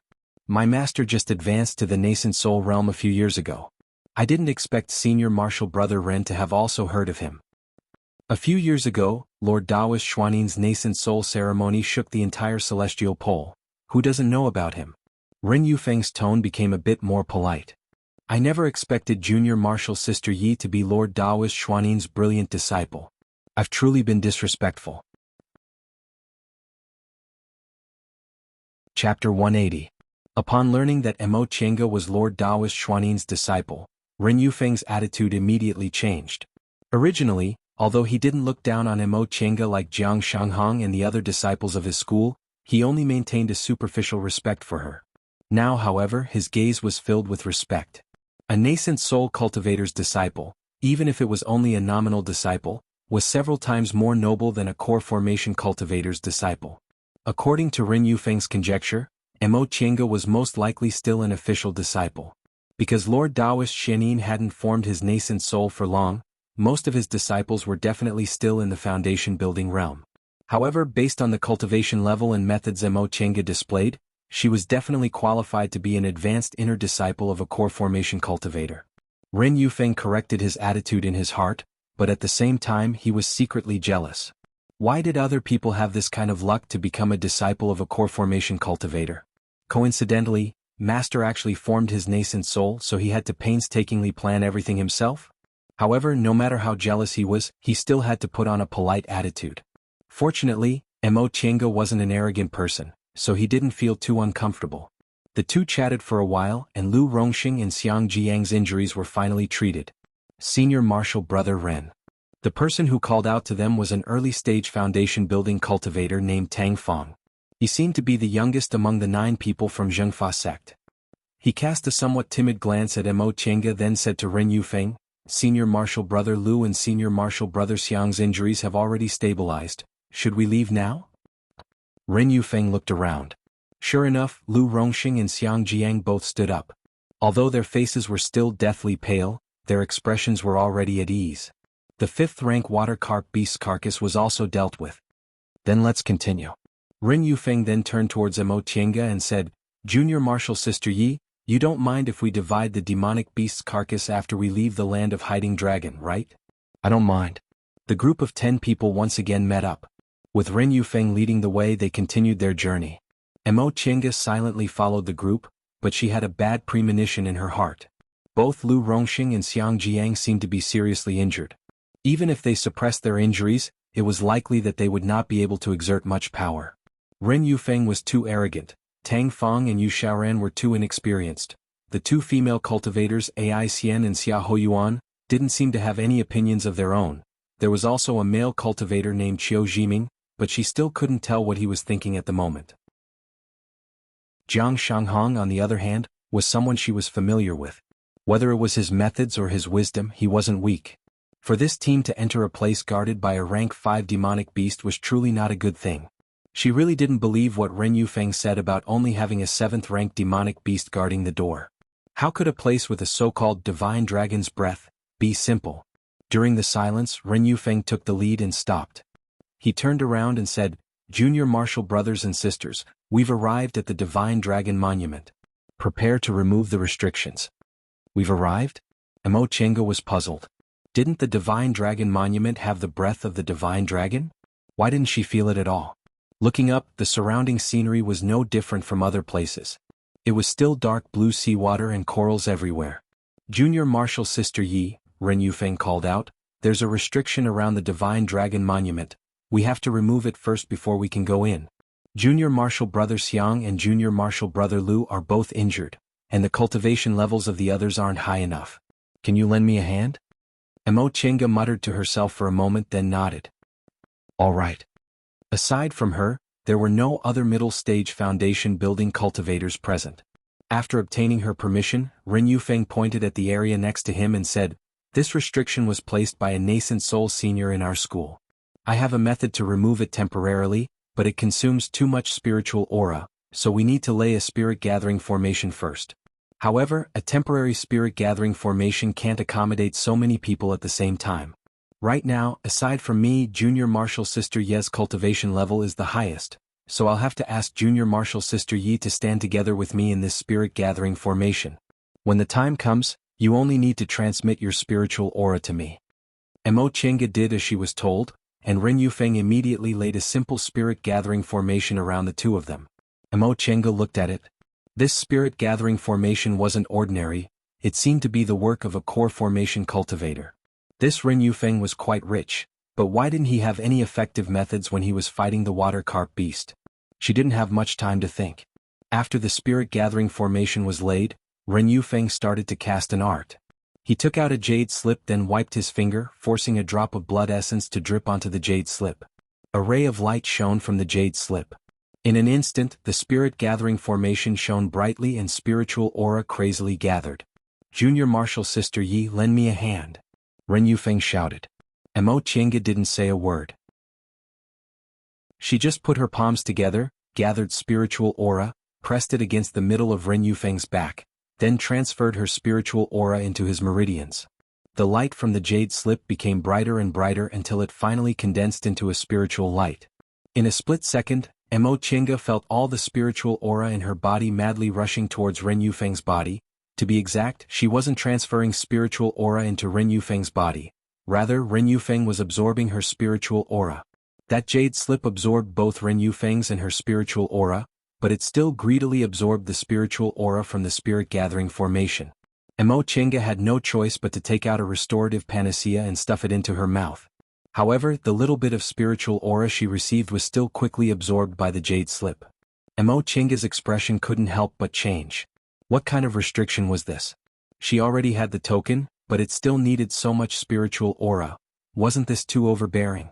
Fortunately, just as her spiritual aura was about to be completely absorbed, the jade slip stopped absorbing spiritual aura. Ren Yufeng shouted loudly. The jade slip once again burst with light, submerging several people together. Emo Chenga only felt as if something had been opened. Soon afterward, a powerful force rushed into her body, violently rushing into her meridians. In an instant she felt a great pain. From her meridians to her internal organs, everything was crushed by that force. She almost lost consciousness. Junior Martial Sister Yi, Junior Martial Sister Yi. In her daze she heard someone calling her name. This was Jiang Shanghong's voice. Jiang Shanghong said to Ren Yufeng with a bit of anger, "Senior Martial Brother Ren, do you want to kill Junior Martial Sister Yi? This restriction will backfire, but you actually let Junior Martial Sister Yi bear this force alone." After a while Ren Yufeng's voice rang out, sounding a bit annoyed. "It's me who never expected Junior Martial Sister Ye's cultivation level to be so profound. The spiritual aura she transferred to me surpassed my own, so that power naturally went to her. I didn't have time to." Then came Ai Xian's overbearing voice. "Junior Martial Brother Jiang, what do you mean? Do you think Senior Martial Brother Ren would deliberately let your Junior Martial Sister Yi get injured?" By the time she finished speaking, her tone was already filled with contempt. Jiang Shanghong said angrily, "Senior Martial Sister Ai. I was the one who called Junior Martial Sister Yi here. I naturally have to guarantee her safety." "Then why are you yelling at Senior Martial Brother Ren?" Ai Xian didn't give in at all. "Don't forget your identity. You're just an ordinary disciple and Senior Martial Brother Ren is an elite disciple. You actually dared to talk to him like that?" Jiang Shanghong didn't answer, but Emo Chenga could feel his hand, which was holding her, trembling. Even if she was dissatisfied with Jiang Shanghong at this moment, she no longer had any anger. With Jiang Shanghong's status in Zhengfa sect, he didn't dare to offend Ren Yufeng, but he was willing to protect her at this time. This was already very rare. How could Ren Yufeng not know? Emo Chenga sneered inwardly. Although she was on guard against this person, she didn't expect that he would scheme against her before they even entered the underground palace. Apparently she still wasn't careful enough. Ren Yufeng actually dared to scheme against her like this after learning she was Lord Daoist Xuanin's disciple. However, presumably Ren Yufeng also didn't know that her meridians were different from ordinary people's, right? This kind of backlash that could seriously injure ordinary cultivators wasn't too serious for her. As long as she recuperated for a while, she would be able to recover 80% of her strength. At that time she just needed to take a green amplifying pill and adjust her breath. Someone opened her mouth and stuffed a medicinal pill into it. Soon afterward she heard Jiang Shanghong's voice transmission. "Junior Martial Brother Yi, I didn't protect you well enough. If you're still conscious, quickly recuperate and I'll take you out safely." Upon hearing what he said, Emo Chenga swallowed the medicinal pill then silently circulated her breath. She didn't know what medicinal pill Jiang Shanghong gave her, but once it entered her stomach, a gust of ice-cold spiritual aura spread and immediately alleviated her pain. "Junior Martial Brother Jiang." Ren Yufeng's voice was no longer annoyed. "It seems your relationship with this Junior Martial Sister Yi isn't ordinary." Jiang Shanghong said coldly, "Junior Martial Sister Yi and I had a life-and-death friendship. Our relationship naturally isn't ordinary. In other words, you're very dissatisfied with me now? I don't dare." Although he said he didn't dare, Jiang Shanghong's voice wasn't as soft as before. "Senior Martial Brother Ren naturally doesn't need to explain things to ordinary disciples like me. It's good that you know." Ai Xian interrupted. "If it weren't for Senior Martial Brother Ren, we wouldn't have been able to enter this place at all, let alone look for treasures. You wouldn't be stupid enough to fall out with us for your Junior Martial Sister Yi, right?" "Of course not." Jiang Shanghong slowly exhaled. "I'm a disciple of Zhengfa sect after all, so Senior Martial Brothers and Sisters statuses are above mine? Junior Martial Brother Jiang, you've always been reasonable. You didn't disappoint me." Ren Yufeng was unprecedentedly kind. "We're all disciples of the same sect, so why should we lose our harmony for others? Since Junior Martial Sister Yi was unfortunately seriously injured, we can't do anything about it." Treasure hunting is more important, so let's go into the underground palace first and take Junior Marshal Sister Yi with us when we come out. Senior Marshal Brother Ren. Jiang Shanghong said, this place isn't that safe. If we leave Junior Marshal Sister Yi here by herself, what if she's in danger? There's also danger when we look for treasures. Although the current Ren Yufeng wasn't as arrogant as before, his slippery tone made people feel even more uncomfortable. If Junior Marshal Sister Yi really is that unfortunate, we can only be afraid that she's unlucky. Jiang Shanghong was silent for a long time. Ren Yufeng then said leisurely, of course, if Junior Marshal Brother Jiang wants to accompany Junior Marshal Sister Yi, I can't do anything about it. How about this? We won't close the entrance to the underground palace. You two can come in after Junior Marshal Sister Yi wakes up. What do you think? His words sounded pleasant, but only he knew what the situation inside the underground palace was like. So many people were gathered here to look for treasures, but the two of them were left here. Once they entered the underground palace, what were their chances of survival? Mo Chenga sneered inwardly. This Ren Yufeng was really shameless. He even plotted against her. When her injuries were healed, she definitely had to get even with him. Jiang Shanghong remained silent, but Mo Chenga could imagine the struggle in his heart. He longed to become stronger, longed to make a realm breakthrough, and treasure hunting was very important to him. He was really unwilling to give it up. In fact, even if Jiang Shanghong didn't stay, Mo Chenga wouldn't be worried. Her injuries weren't serious, so she could get up at any time. However, she still hoped Jiang Shanghong would stay. Chapter 181. This world was very cruel. Mo Chenga had never been naive enough to hope that there would be kind-hearted people everywhere who would help her. Jiang Shanghong wasn't a good person, but 17 years ago, he helped her and saved her from falling into that miserable situation. Just like he said, they were once friends who had gone through life and death together. She still hoped that such a person would be the same Jiang Shanghong from back then, and not just act for his own benefit. Silence. Jiang Shanghong didn't say anything, and neither did the others. The current situation was very obvious. Jiang Shanghong had to make a choice, to abandon Mo Chenga or to save her. No one spoke for a long time. Mo Chenga didn't know how much time had passed when she finally heard a rather timid voice. Senior Marshal Brother Ren, this isn't good, right? Judging from the voice, it was Tang Fong. This still very immature youth summoned up his courage and said, in the end, Junior Marshal Sister Yi is a disciple of a friendly sect. We, Junior Brother Tang. When Ren Yufeng spoke to Tang Fong, his tone was completely different. She didn't know what Tang Fong's identity was, but Ren Yufeng, a person who thought highly of himself, was actually being so polite to him and even seemed to be trying to curry favor with him. You're inexperienced, so you don't understand the relationship here. We're indeed friends with Shenqing School, but we can't care about that now that we're in a critical situation. During the demonic beast riot more than 10 years ago, although our 7 great cultivation groups were on friendly terms in Kunwu, there were still conflicts and even mutual robberies. What was all this for? Benefits. Benefits were the most important. Besides, we didn't do anything to Junior Marshal Sister Yi. It's just that it's inconvenient to bring her along. Junior Marshal Brother Tang, think about it. Junior Marshal Sister Yi is currently half dead. If we bring her along, how are we supposed to search for treasures? This. Tang Fong didn't know what to say. Junior Marshal Brother Jiang, Ren Yufeng spoke again. This time there was a threatening tone in his words. You have to make a decision quickly. If you're late, we won't be able to wait. Before long, Mo Chenga felt Jiang Shanghong's hand finally calm down. He said faintly, Senior Marshal Brother Ren, I'd better stay here and look after Junior Marshal Sister Yi. I brought her here, so I naturally have to take her back safely. Ren Yufeng let out a cold, humph.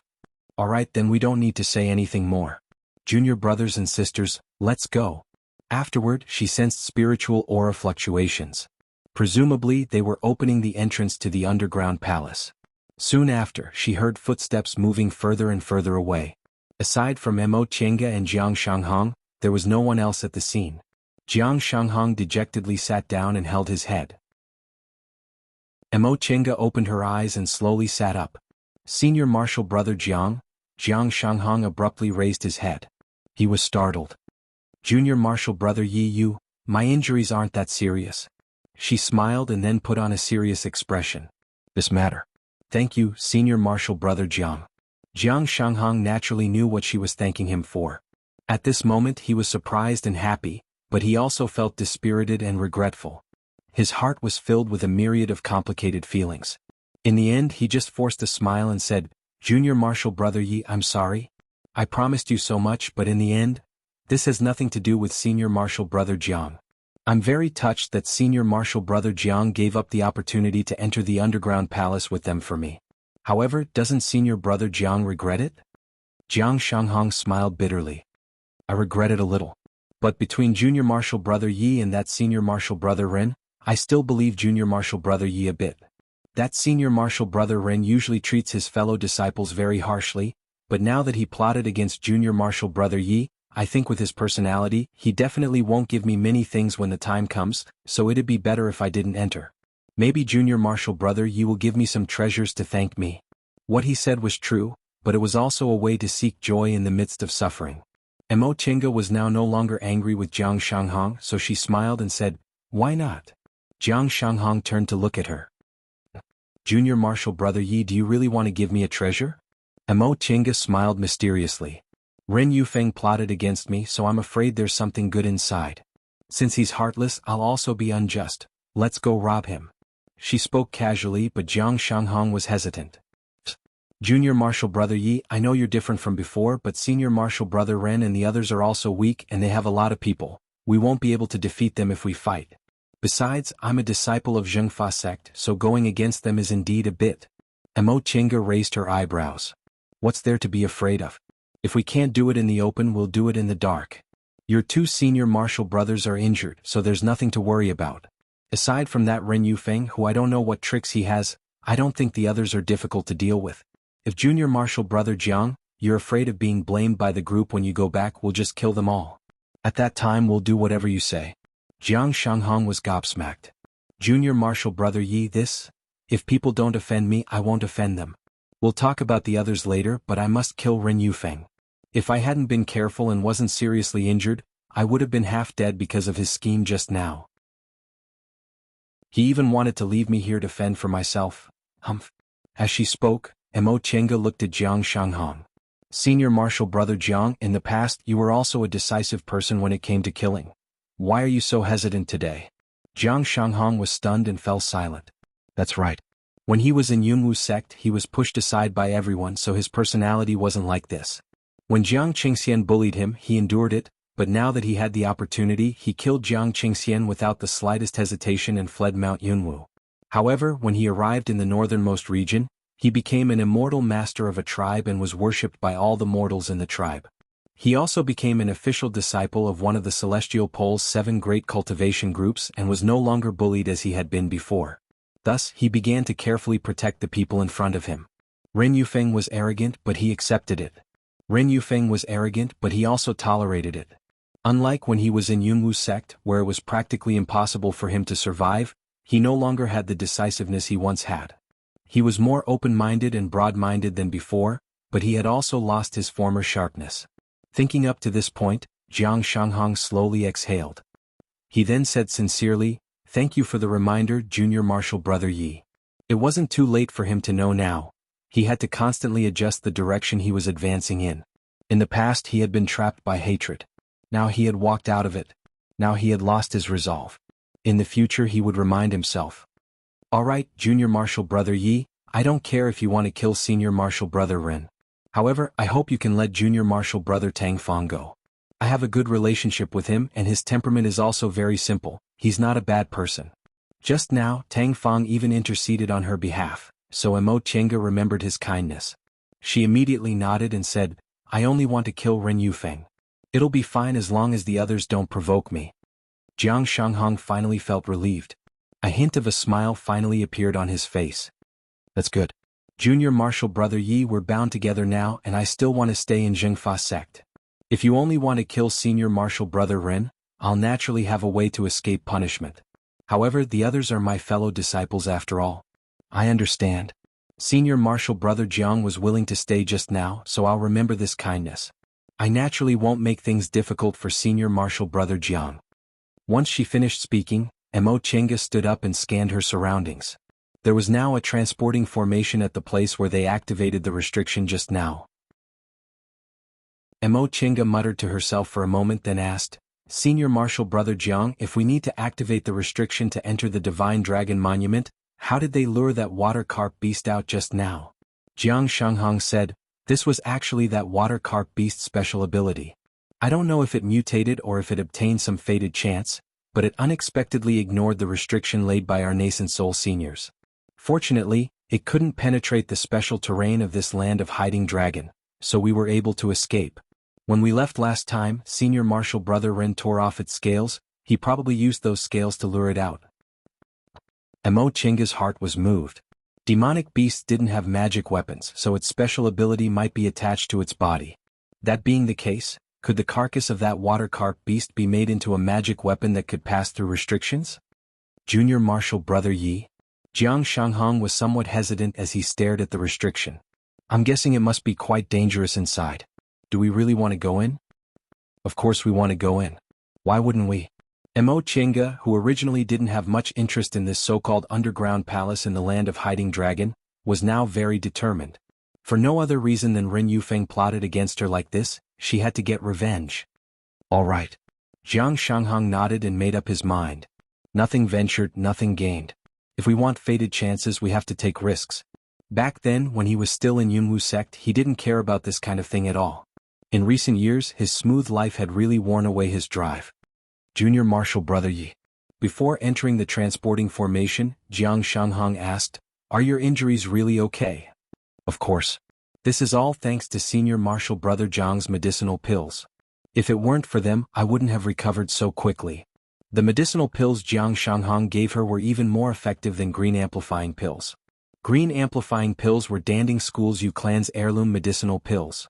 When she was still in Yu Clan, Clan Master Yu gave her a whole bottle to thank her.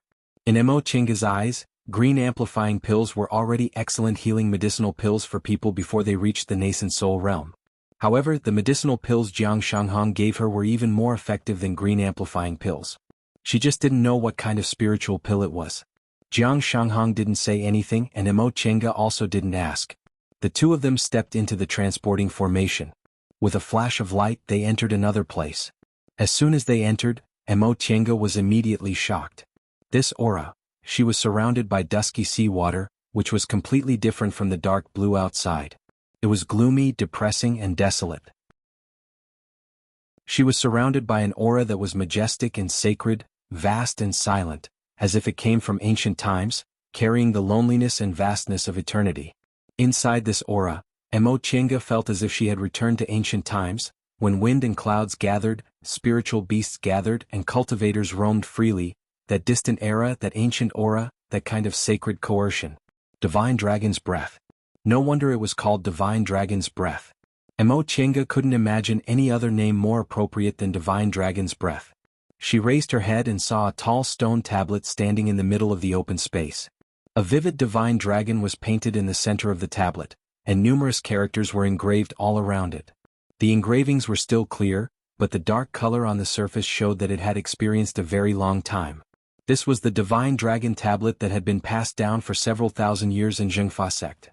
Mo Chinga walked forward. She couldn't help but want to touch it. Junior Marshal Brother Yi, don't. The moment her palm touched the divine dragon tablet, the divine dragon's breath surged, gathered together, and suddenly bounced back. Mo Chinga felt pain in her palm. In an instant, her whole body was thrown out, and she didn't have the slightest ability to resist. Junior Marshal Brother Yi. Jiang Shanghong hastily ran over to help her up. This divine dragon tablet can't be moved. If it's not moved, it won't hurt anyone. Mo Chinga stood up and looked at her palm. There weren't any marks on it, but the pain from just now was still there. She was inwardly frightened. This divine dragon's breath was so powerful that she couldn't resist at all, but it didn't hurt her at all. I'm not alone, so the efficiency is very low. I'll continue after I wake up. Chapter 182. Foundation building cultivators were considered good cultivators in the current cultivation world, but in ancient times when great cultivators roamed freely, they were no different from ants.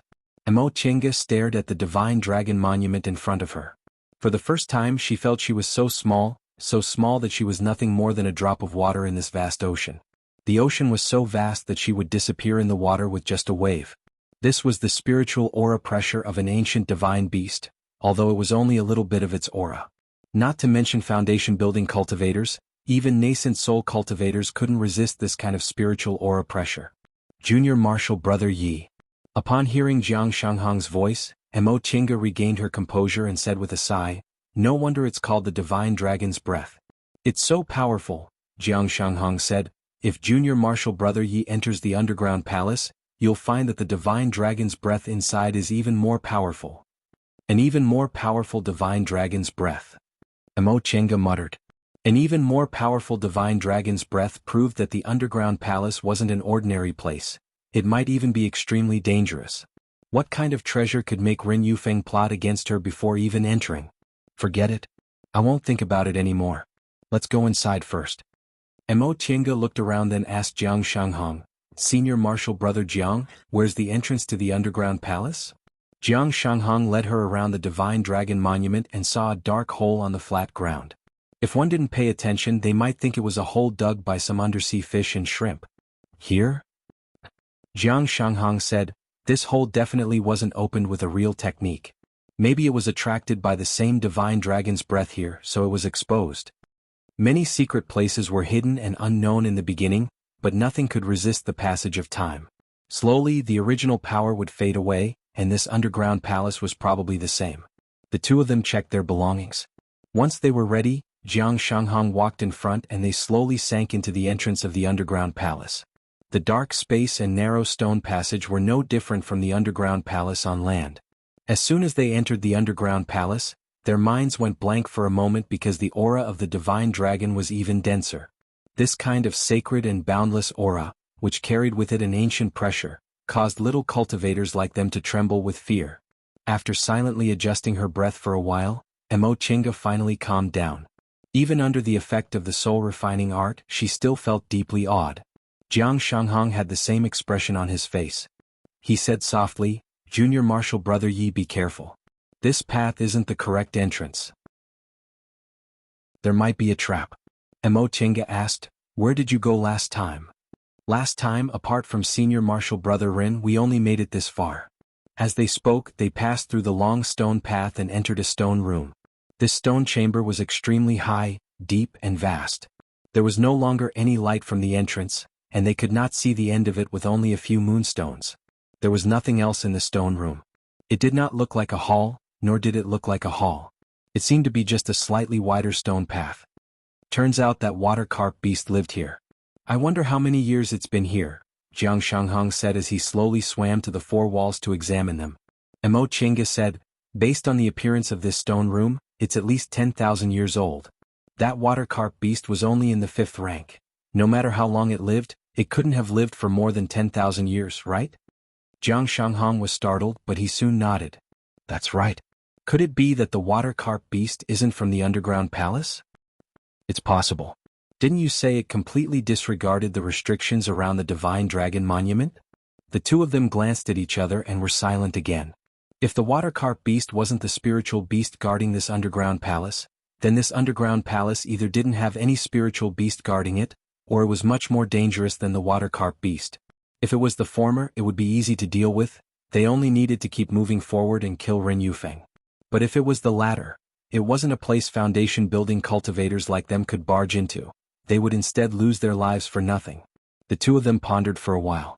Jiang Shanghang was the first one who couldn't help but ask, "Junior Martial Brother Yi, what do you think about this matter?"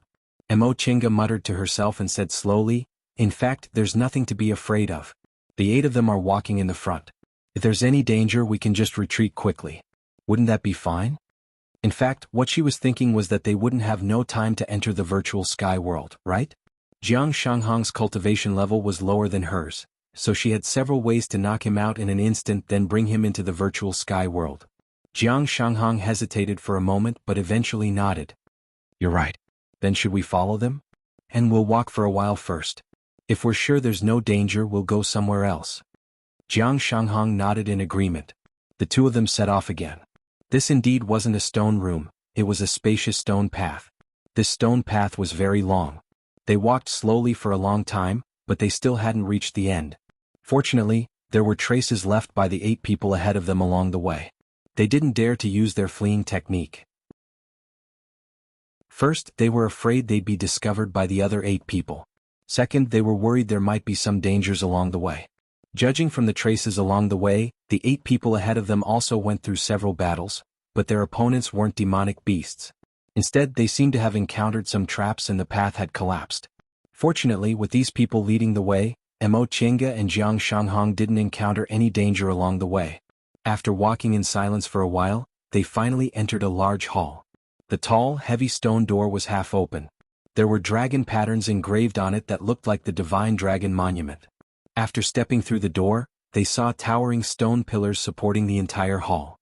The floor was covered with neat stone slabs, all of which were painted with the same shape of a dragon. As they slowly walked inside, a towering stone statue gradually appeared in the darkness. Antlers, bull's horns, camel's head, rabbit's eyes, snake's neck, sea serpent's belly, fish's scales and eagle's claws. Its imposing manner was vast as if it could reach the sky. Divine Dragon Statue. There was actually a divine dragon statue enshrined in this hall. Mo Qingge and Jiang Shanghong glanced at each other. Both of them were speechless. The imposing manner of this divine dragon statue was even stronger than the Divine Dragon Monument. This kind of spiritual aura pressure almost made them speechless.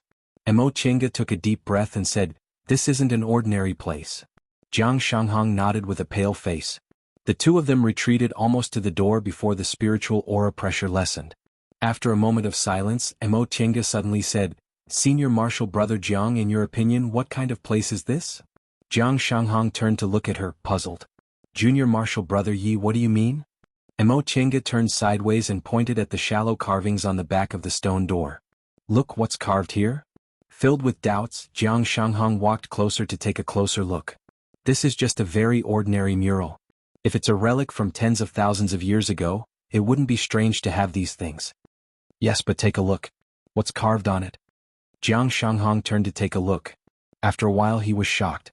"This is a sacrificial scene from millions of years ago," Mo Qingge said faintly. "This might be a sacrificial temple from ancient times." According to legend, sacrificial temples in ancient times were built to look like palaces. Although this underground palace was crude, it was indeed a magnificent palace upon closer inspection. The wide stone path might be the passage leading to the real temple. These stone walls were engraved with murals, but there were very few words on them. Because writing had just been invented in that era, people were used to recording events with murals. On this mural there was a tall altar with several priests standing on it. They were all wearing white robes and below them were kneeling men and women. They were all wrapped in plain animal skins. Only ancient humans would wear animal skins. Millions of years. Jiang Shanghong's complexion was slightly pale. In the end he asked, "Could a relic from millions of years ago exist until now? Why would it be in the sea?" Mo Qingge smiled and said, "Senior Martial Brother Jiang, there's an old saying, white clouds turn into gray dogs, the blue sea turns into mulberry fields. After millions of years, the blue sea of the past has already turned into mulberry fields. The former sacrificial temple might have also been buried in the sea. Maybe it's because it sank into the sea that no one visited it for millions of years, allowing it to be preserved until now." As they stroked the rough stone wall and silently felt this distant time, the two of them were speechless for a while. Millions of years. Then there's no treasure left in this underground palace. Jiang Shanghong murmured. Disappointment flashed across his eyes. After millions of years, any magic weapon would lose its effect. Don't think magic weapons and medicinal pills could really be preserved forever? That was simply impossible. Correct. Mo Qingge wasn't disappointed. She originally didn't go for the treasure. After thinking for a while, she frowned and said, "No, there's a treasure here." Jiang Shanghong raised his head, puzzled. "What?" Mo Qingge looked at him with a smile. "Ren Yufeng went through untold hardships to come here and even schemed to harm me. How could there be no benefits? If this was the sacrificial temple from millions of years ago, it indeed wouldn't have any magic weapons or spiritual pills, but it has Divine Dragon's breath. Divine Dragon's breath that's even stronger than the Divine Dragon Monument." Upon hearing what she said, Jiang Shanghong's complexion gradually turned pale. Divine Dragon's breath. Does he want to die? How could insignificant foundation-building cultivators like them covet such a formidable power? Not to mention them, even nascent soul cultivators wouldn't dare to covet this kind of mysterious power that came from ancient times. After all, absorbing power that one couldn't control would result in one's body exploding and one's death. Maybe he has some kind of secret technique. Mo Chenga frowned and pondered. It's impossible for Ren Yufeng not to know what we already know. He plotted all these things and showed this attitude, which means his ambition isn't small. Aside from Divine Dragon's breath, what else can satisfy his requirements? Jiang Shanghong didn't say anything else. This matter had already surpassed his imagination. He never thought Ren Yufeng would have this kind of idea, and he also didn't know what to do next. He naturally came to this underground palace to look for treasures, but not only were there no treasures in front of him, but there might even be a calamity. Junior Marshal Brother Yi, Jiang Shanghong said after a long silence, since there aren't any treasures, should we go back? Mo Chenga also became hesitant when she heard this. She wanted to kill Ren Yufeng, but she didn't want to lose her life. Who knew what method Ren Yufeng would use?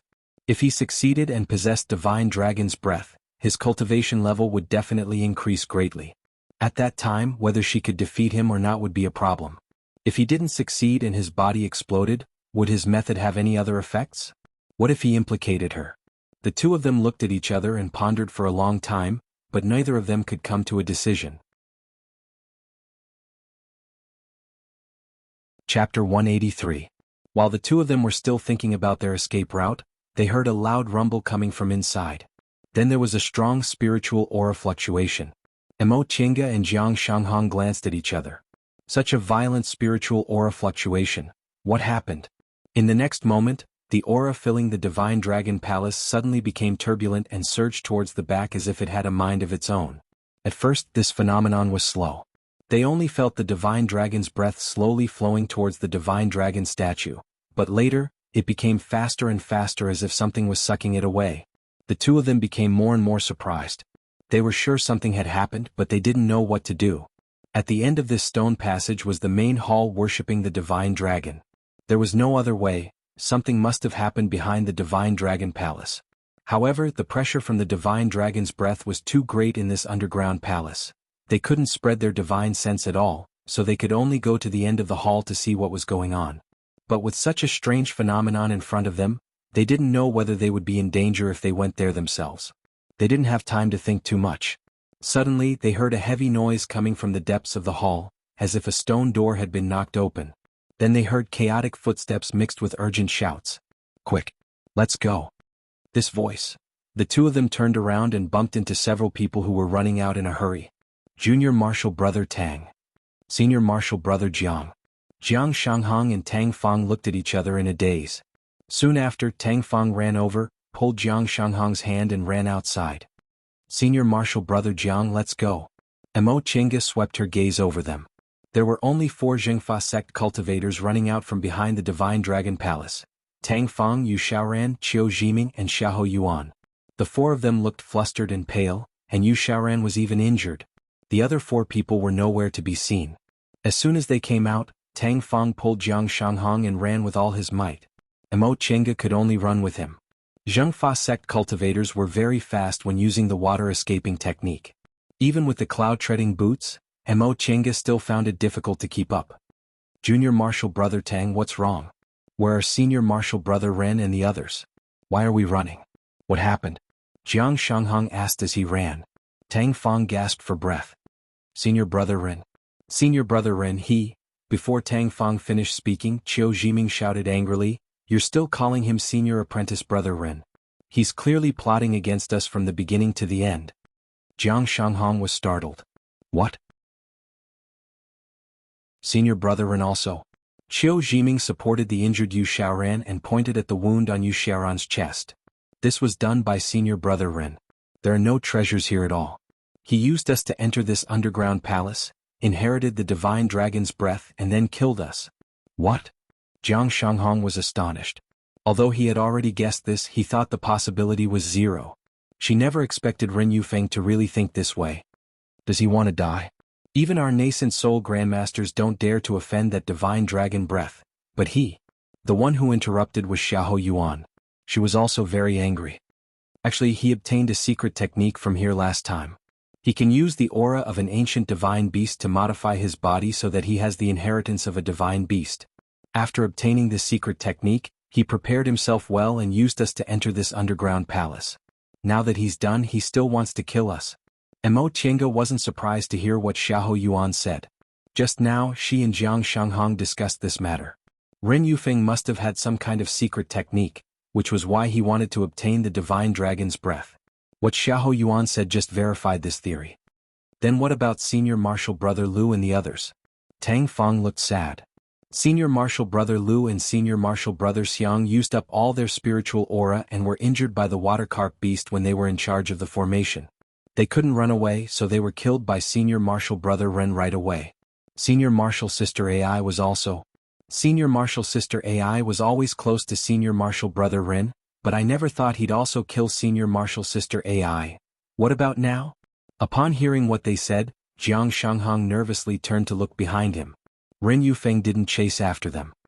Senior Marshal Brother Ren's already in the late stage of the foundation building realm, and he still has more than 100 years left in his lifespan. He obviously has a chance to advance to the core formation realm, so why did he do this kind of thing? Who knows? Qiu Jiming said coldly, I found it strange from the beginning. Why didn't he look for late-stage foundation building cultivators he had a good relationship with and instead looked for us? I originally thought he just wanted to take advantage of us, but I never expected he actually had this idea. The difference between the late stage of the foundation building realm and the early stage of the foundation building realm was quite big. During the demonic beast riot that year, there was friction between disciples of Xianqing School and Gujian sect at Qianmen Ridge in Mount Tianhua. Because of Kuang Zhu, a late-stage foundation building cultivator, those Gujian sect disciples didn't dare to act rashly. Later, it was because Wan Honggan, who harbored malicious intentions, instigated them to prepare a sword formation that they finally fought. However, once Kuang Zhu made his move, he dealt with the heavy matter as if it were light, so the victory was in their favor. Ren Yufeng was in the late stage of the foundation building realm. Aside from him, Lu and Xiang and Mo Tiange, and the remaining 6 were in the early stage of the foundation building realm. If 3 middle-stage foundation building cultivators joined hands, they could still win against a late-stage foundation building cultivator, but 6 early-stage foundation building cultivators couldn't defeat a single late-stage foundation building cultivator. Judging from this, Ren Yufeng had planned everything from the beginning. Among the 3 middle-stage foundation building cultivators, he let Lu Rongxing and Xiang Jiang preside over the formation and crippled 2 of them. He also schemed against Mo Tiange when they opened the restrictions on the Divine Dragon Monument, so none of the 3 middle-stage foundation building cultivators could oppose him. The remaining 6 early-stage foundation building cultivators couldn't defeat him, so once they entered the underground palace under the Divine Dragon Monument, Ren Yufeng would have the final say. Mo Tiange sneered in her heart. She didn't sympathize with this group of Zhengfa sect cultivators because when Ren Yufeng schemed against her, they all looked on with folded arms. However, now that they had a falling out with Ren Yufeng, she could join hands with them. Senior Marshal Brother Jiang. She secretly sent Jiang Shanghong a voice transmission. Ask them what's the situation now and how's Ren Yufeng. Jiang Shanghong nodded imperceptibly, then continued to ask, how's Senior Marshal Brother Ren now? Did he really obtain the Divine Dragon's breath? Can we escape? I don't know. The one who answered was still Qiu Jiming. We followed him all the way into this underground palace and into the Divine Dragon Palace. When we arrived at the Dragon Bone altar in the back, we saw a dragon skeleton. At this time, Ren Yufeng suddenly burst into laughter. He said he finally saw the dragon skeleton and that he wanted to obtain the Divine Dragon's breath to become the Divine Dragon's son. Then he used some kind of secret technique and the Divine Dragon's breath on the dragon skeleton really rushed towards him. Senior Marshal Brother Lu was shocked and asked him what was going on. Ren Yufeng proudly said that last time he entered this underground palace alone, he obtained a stone tablet outside the Divine Dragon Palace and discovered the mural that was carved with the inheritance of the Divine Dragon's breath, so he was tempted. In these past few months, he completely comprehended the mural, so he asked us to help him enter this Divine Dragon Palace again so he could carry out the Divine Dragon's secret technique. Mo Tiange and Jiang Shanghong glanced at each other. In fact, they'd already guessed some things, but they still didn't expect Ren Yufeng to be this ruthless. Bringing them in was basically to silence all of them. However, in other words, the Divine Dragon's breath was really the Divine Dragon's breath? There were even dragon bones here. Could it be that dragons really existed? The breath left behind by the legendary king of spiritual beasts, the race closest to the gods, was already so powerful. How powerful would a real dragon be? What was going on with this sacrificial temple? Could it be that it was the burial place of ancient dragons? Qiu Jiming continued. Senior Marshal Brother Lu asked him if he was just using us? Ren Yufeng was furious and said he'd already inherited the divine dragon's breath, so he was no longer a human and was about to become a divine beast. But Senior Marshal Brother Lu actually dared to talk to him like that. Then, he killed Senior Marshal Brother Lu. At this point, anger appeared in Qiu Jiming's eyes. We were all shocked when he killed Senior Marshal Brother Lu. Junior Marshal Sister Ai asked him one more thing, and Senior Marshal Brother Xiang also asked him why he hurt his fellow disciples, so he killed both Junior Marshal Sister Ai and Senior Marshal Brother Xiang. Upon hearing this, Mo Qiange and Jiang Shanghong exchanged glances. It seemed this Ren Yufeng was completely deranged. He actually did this to his own sect. Although the cultivation world was a realistic place, they were, after all, part of the righteous path, a Tao sect, so there were still sect rules that forbade people from attacking each other. This Ren Yufeng actually ignored the sect rules. Could it be that after obtaining the divine dragon's breath, he no longer needed to stay in Jingfa sect?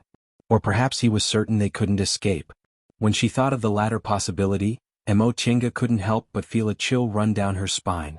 If it was the original Ren Yufeng, she still had a certain degree of confidence. With so many treasures, it wouldn't be a problem for her to fight against a late-stage foundation-building cultivator. But how strong would Ren Yufeng, who was said to have obtained the divine dragon's breath, be? She had no idea. Jiang Shanghong asked the question she wanted to know. Is Senior Marshal Brother Ren very strong now? Qiu Jiming was silent. The one who answered was Tang Fong. Senior Marshal Brother Ren is very scary now. After he killed Senior Marshal Brother Lu, Senior Marshal Brother Xiang, and Senior Marshal Sister Ai, we realized something was wrong. He was indeed stronger than before, so we hastily fled. Senior Marshal Brother Ren seemed to want to chase us, but he stopped before he could absorb the divine dragon's breath. Therefore we also don't know how strong he is now. However, the divine dragon's breath is so powerful, it definitely can't be weak. What Tang Fong said made Mo Qiange feel very uneasy. Ren Yufeng really had a way to absorb the divine dragon's breath, but they all knew how powerful the divine dragon's breath was. If he really withstood the backlash of this powerful force, how strong would he become? Even if it was impossible for him to advance to the nascent soul realm in one go, it was very possible for him, who was originally in the late stage of the foundation building realm, to enter the core formation realm in one go after he obtained the divine dragon's breath. Mo Qiange believed she could contend with a 5th-ranked demonic beast, and she could even escape if she had the virtual sky world, but she absolutely couldn't resist a core formation cultivator. This was because humans had intelligence that demonic beasts did not have. Under a relatively equal level of intelligence, strength was enough to determine the outcome. No matter how many treasures she had, it was useless. In the face of strength that was strong enough, tricks were also useless. Her thoughts turned at lightning speed and she already had the idea of escaping. The simplest method was to enter the virtual sky world, but if she did that, how could she avoid the eyes and ears of the people in front of her? Besides, she didn't care about the others, but she at least wanted to protect Jiang Shanghong. Chapter 184. The 6 of them ran like crazy, but this underground palace was too big. They'd been here for half a day, so how could they escape in a short time?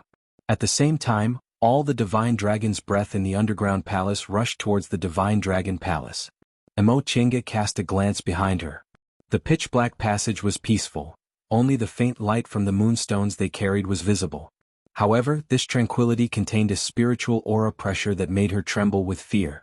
The divine dragon's breath was gradually fading, and the pressure it brought was also fading, but the 6 people present were even more afraid. Because the fading divine dragon's breath was all on one person, and they didn't know what would happen to that person after obtaining the dragon's breath.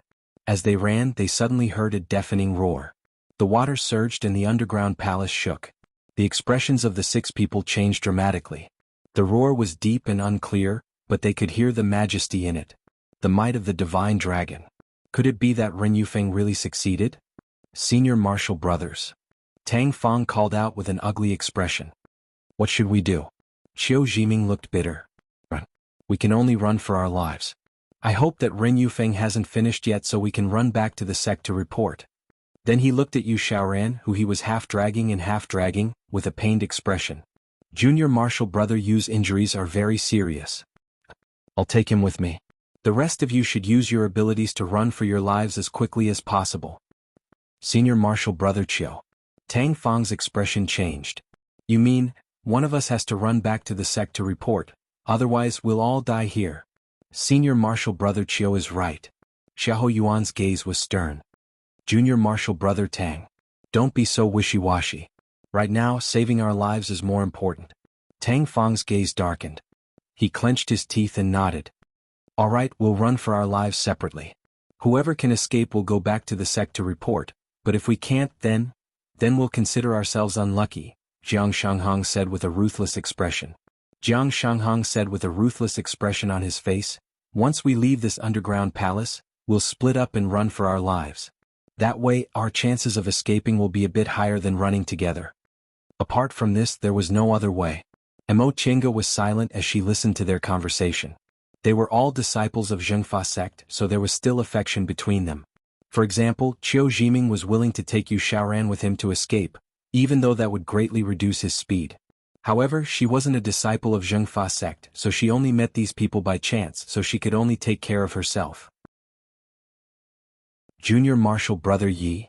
When Jiang Shanghong saw her, he hesitated for a moment and said, You? Mo Chenga knew she couldn't match Zhengfa sect cultivators' water escaping technique underwater.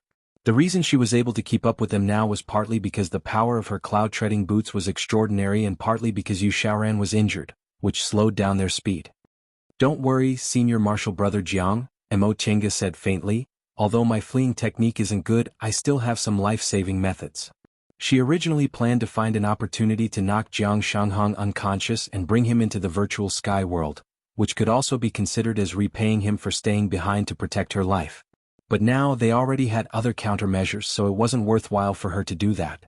After all, her trust in Jiang Shanghong hadn't reached the point where she would do everything she could to ensure his survival.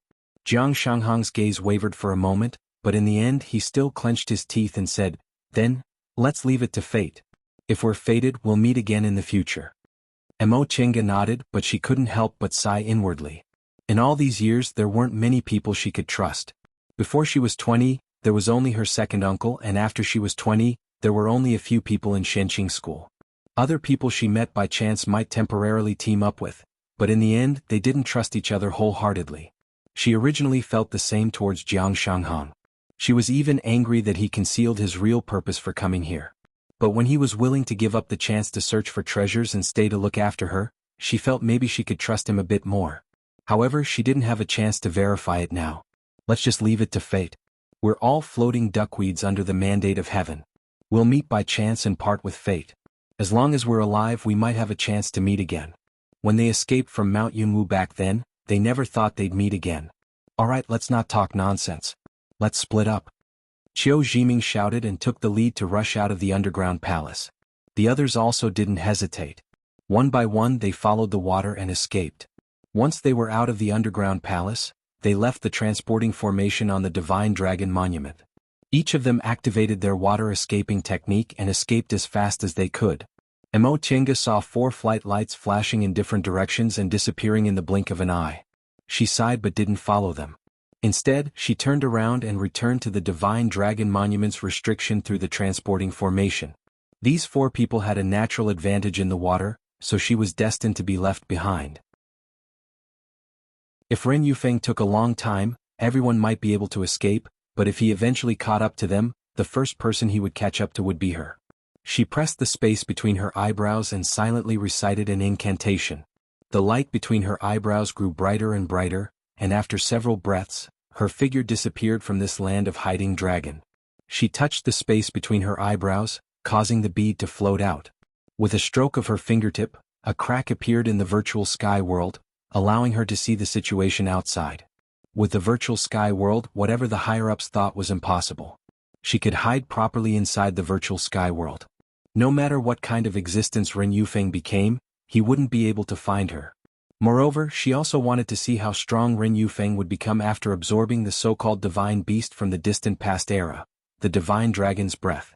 The entrance to the underground palace was still open, but the divine dragon's breath coming from inside was getting weaker and weaker.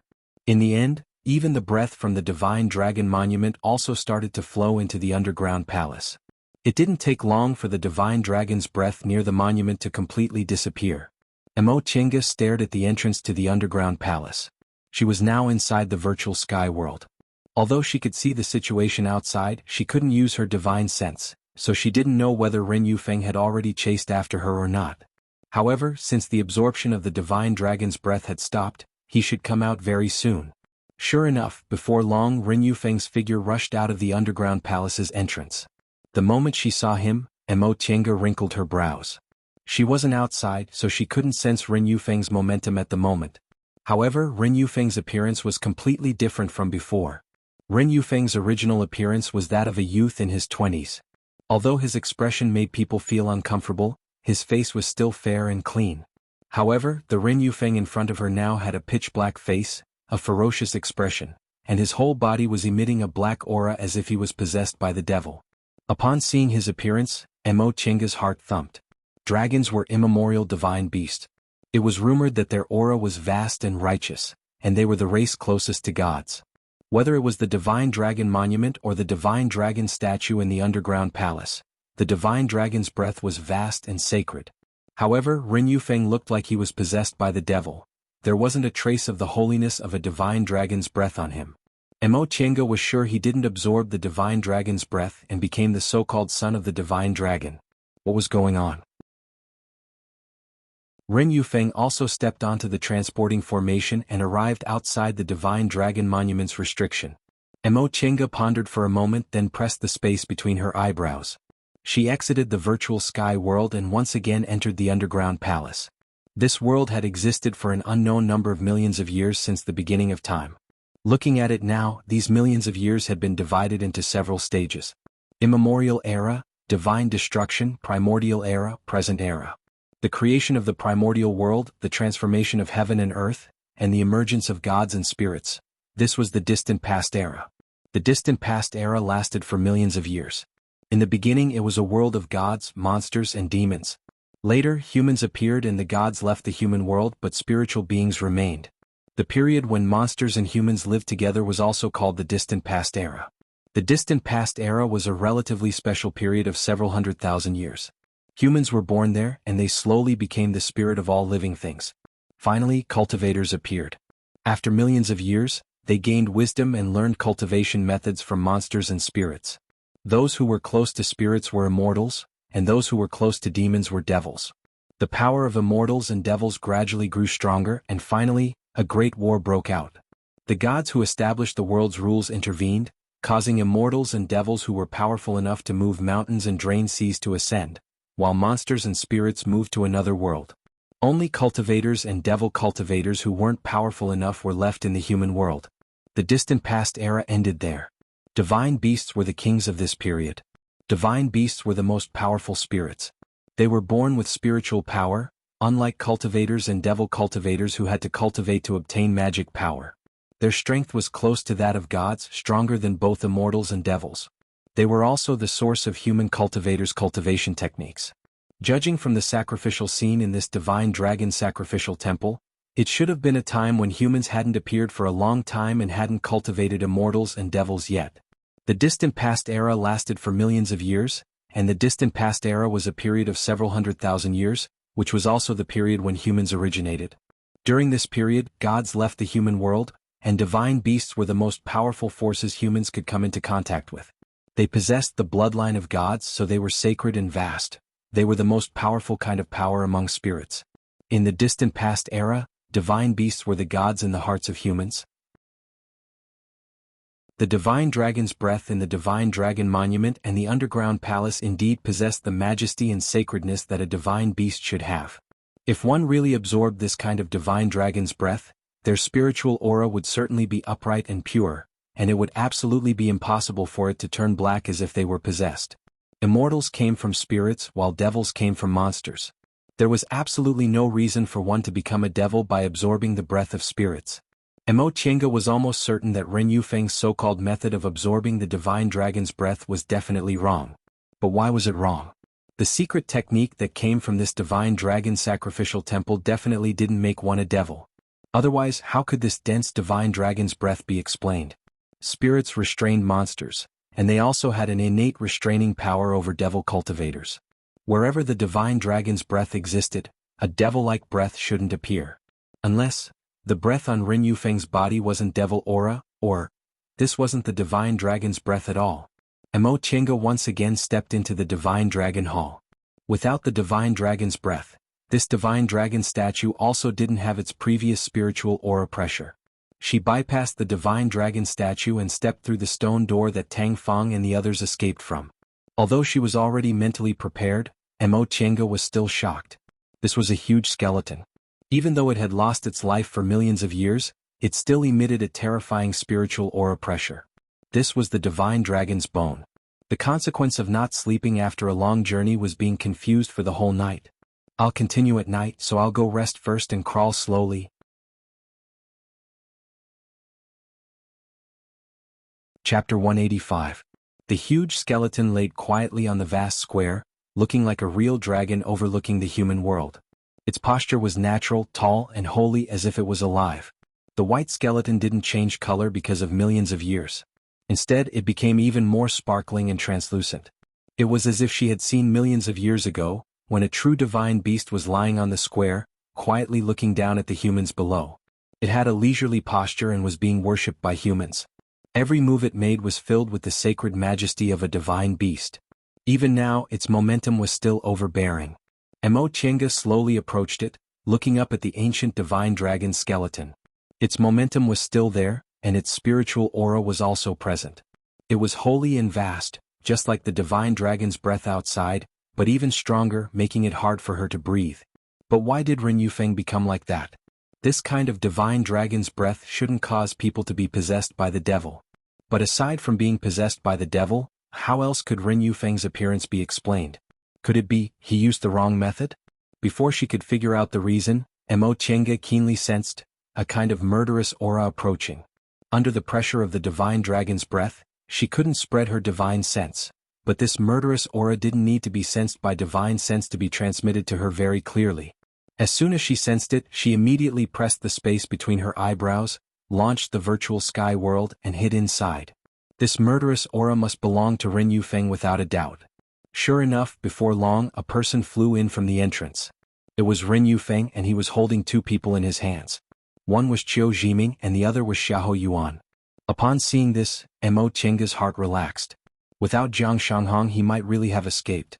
Outside the virtual sky world, Ren Yufeng grabbed the two people, threw them to the ground and snorted coldly. "Wanna run?" He fell heavily. Qiu Jiming and Xiahou Yuan were suddenly thrown to the ground, and both of them screamed miserably. Judging from his momentum, Mo Chenga guessed that Ren Yufeng's cultivation level was at least in the core formation realm. Mo Chenga frowned as she watched the scene outside. Senior Martial Brother Ren. Xiahou Yuan crawled up.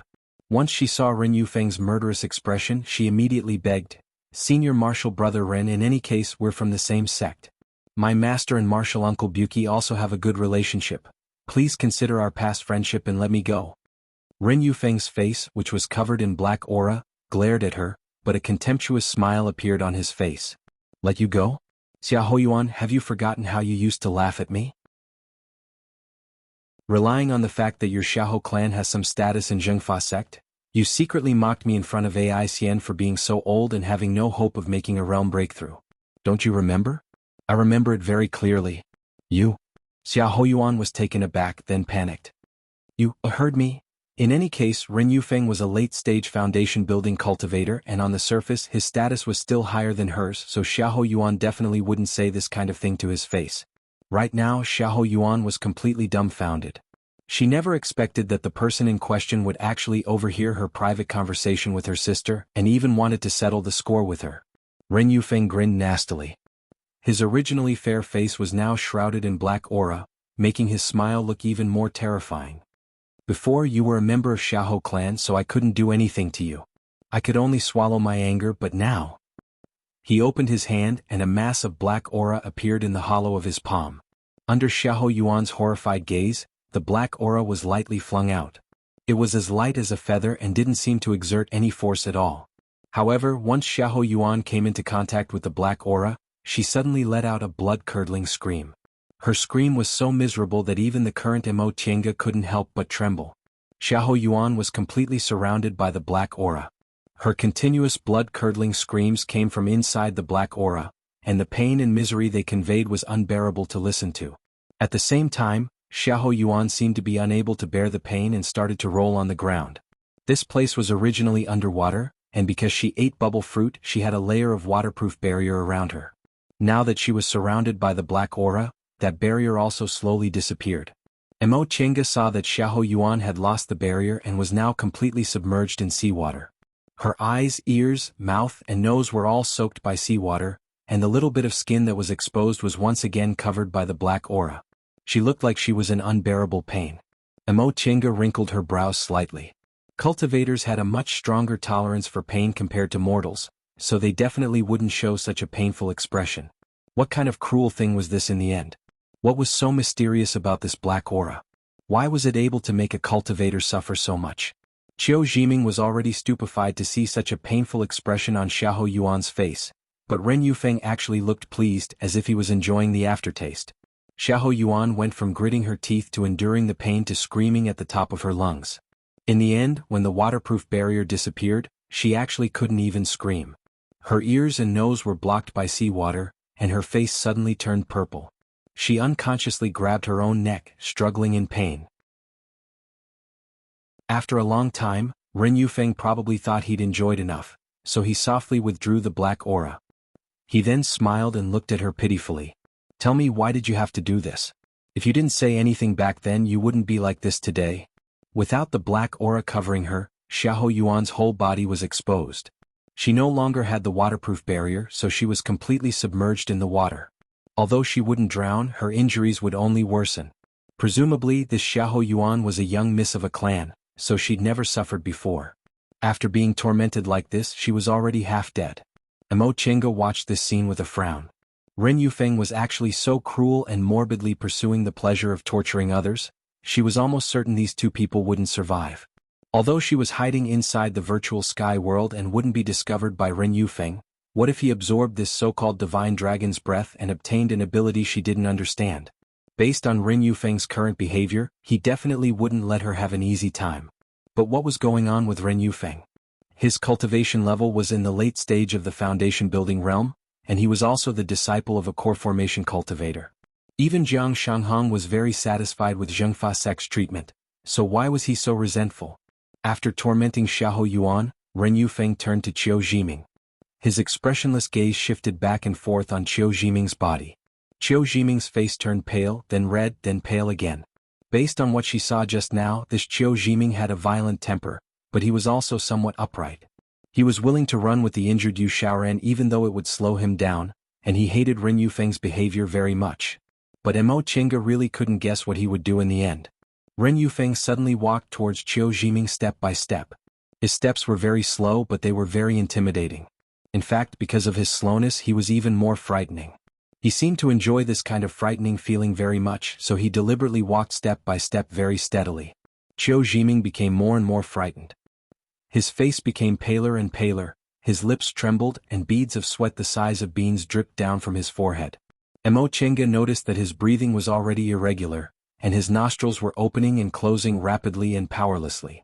Just as Ren Yufeng was about to reach him, Qiu Jiming's knees suddenly went soft and he knelt down. His face wrinkled and tears and snot flowed down his face.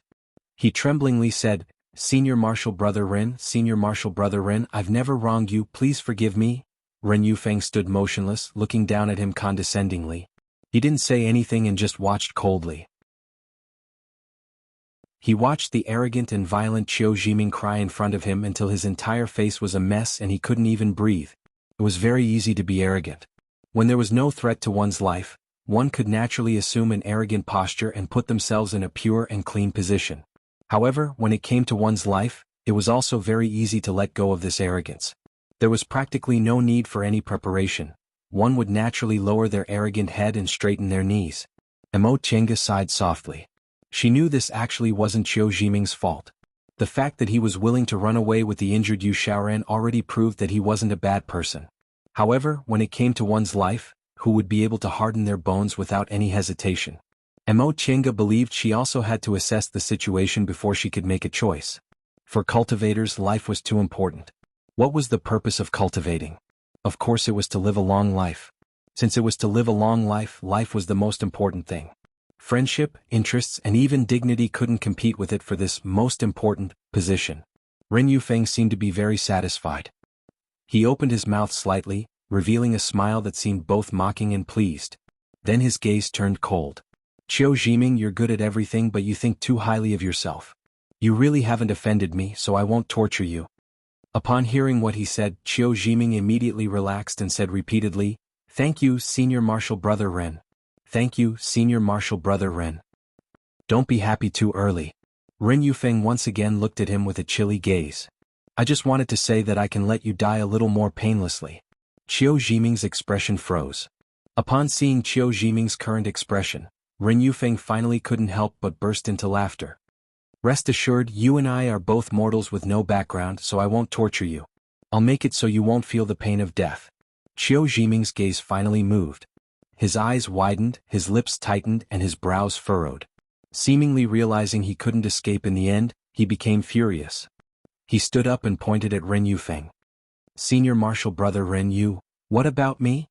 Ren Yufeng stopped laughing and stared at him contemptuously. I've already knelt, yet you still want to lecture me? Qiu Jiming's face turned purple.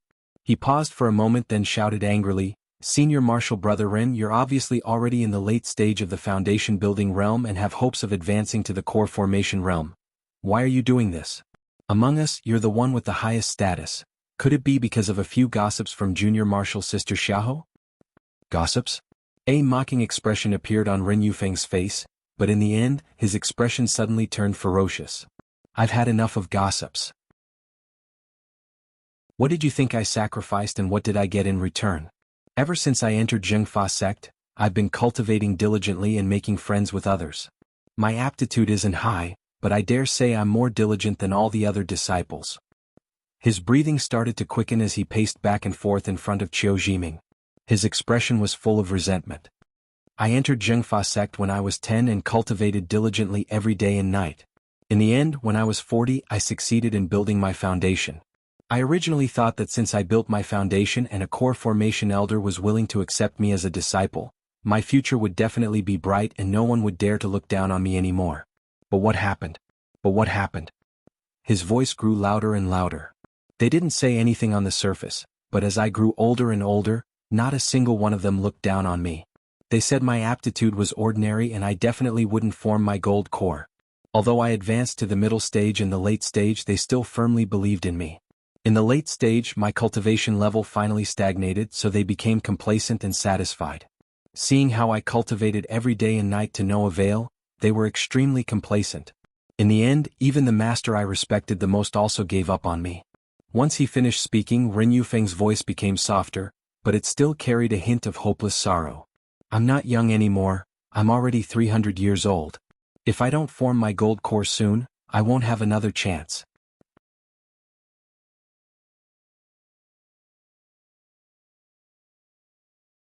However, she didn't feel the slightest bit of affection for Ren Yufeng. How could he be the only cultivator who had entered old age? Those aura-refining cultivators who were trapped in the aura-refining realm their entire lives, unable to advance even the slightest bit, and in the end, exhausted their lifespans in a little more than 100 years, were thousands of times more pitiful than him, but so what? So many people in the cultivation world had come through this way. In fact, Ren Yufeng's cultivation level was already in the late stage of the foundation building realm, and he was also accepted by a core formation cultivator as his disciple. Aside from these elite disciples who had backers, which ordinary disciple would look down on him?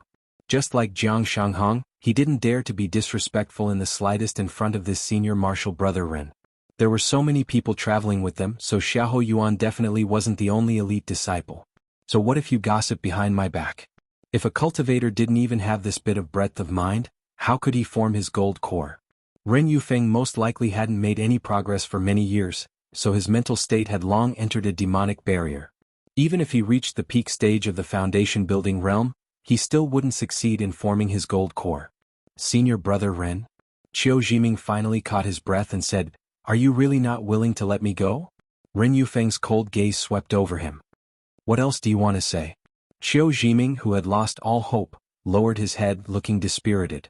But after a while he seemed to feel a glimmer of hope again, so he stood up and said hurriedly, "Junior Marshal Brother Tang and Junior Marshal Brother Jiang already escaped. They'll definitely report this to the school. At that time, A nascent soul grandmaster will definitely come out to clean up the school. Senior Marshal Brother Ren, even if you kill me, you won't be able to block the news. Upon hearing what he said, Mo Chenga, who was inside the virtual sky world, heaved a sigh of relief. At least Jiang Shanghong and Tang Feng escaped. Who said I wanted to block the news? Ren Yufeng cast him a contemptuous glance. In a moment, I'll close the entrance to the underground palace. Once I've completely absorbed the divine dragon's breath, what can a nascent soul grandmaster do? Qiu Jiming was silent. He never expected Ren Yufeng to be so confident in his own strength. Ren Yufeng stretched out his hand, playing with a mass of black aura in his hand. He looked Qiu Jiming up and down as if he was considering where to attack. Upon seeing Ren Yufeng's behavior, Qiu Jiming's complexion became paler and paler, and he started to tremble violently. Nevertheless, Ren Yufeng didn't throw that mass of black aura out. He paused for a long time before he suddenly heaved a sigh. Junior Marshal Brother Qiu, I really don't want to kill you so soon. If I kill you, nobody will talk to me anymore. What Ren Yufeng said made Qiu Jiming's eyes brighten. Senior Marshal Brother Ren, let me go. Let me go. I promise I'll listen to you, at the very least I can keep you company. Ren Yufeng's expression didn't change. He didn't have any intention of letting him go, but he also didn't kill him right away. In the end, he withdrew the mass of black aura in his hand. Forget it, I'll keep you alive for a while. However, you shouldn't be happy too early. I'm only letting you go for now. Whenever I want to take your life, you'll still have to die. Although it was only for now, Qiu Jiming heaved a huge sigh of relief. He said gratefully, Thank you, Senior Marshal Brother Ren, for not killing me. Thank you, Senior Marshal Brother Ren. Ren Yufeng waved his hand and said coldly, Take care of this woman's corpse. I'm going to close the entrance to the underground palace. In the end, he said with a warning, If you're not obedient, I'll take your life right away. Qiu Jiming naturally promised him again and again. Ren Yufeng then turned around and left. When Ren Yufeng left his line of sight, the smile on Qiu Jiming's face disappeared. He sat down with a lifeless expression. He just sat there expressionlessly for a while, as if he still hadn't adapted to the change in his identity. As he thought about it, he suddenly laid his head on his lap and burst into tears. A tall and strong man curled up into a ball and wailed loudly like this. It was hard to say whether this scene was funny or pitiful. Qiu Jiming was very innocent. In fact, he didn't do anything wrong. It could even be said that he was caught by Ren Yufeng because he ran away with Yu Xiaoran. Now, only Jiang Shanghong and Tang Feng escaped, while the ones who were caught were Qiu Jiming and Xiahou Yuan. Yu Xiaoran was most likely already dead, and he himself also couldn't escape this calamity. How much better was being alive for the time being than being dead? This was an unknown underground palace. The scenery of the land of Hiding Dragon changed every year. Things from one year couldn't be kept for the next year, so who knew where they would be next year? Not to mention next year, who knew when Ren Yufeng would suddenly be in a bad mood and want to kill him? Even if Ren Yufeng didn't kill him, this was underwater.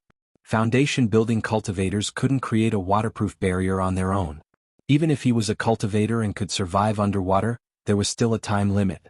One bubble fruit could only last for one day, so he only had a few dozen of them with him at most. Soon after he used them, he would still die. The more Qiu Jiming thought about it, the more sorrowful he felt, so he simply cried to his heart's content. Mo Chenga quietly watched this man who had already collapsed. She didn't do anything. She could take advantage of this moment to bring Qiu Jiming into the virtual sky world, but Qiu Jiming was missing and there was only one passage in this underground palace. What would she do if Ren Yufeng became suspicious? She had no idea what kind of ability Ren Yufeng had after obtaining the divine dragon's breath. Besides, this person was so weak. Even if she saved him, his willpower had already collapsed, so he didn't have any future.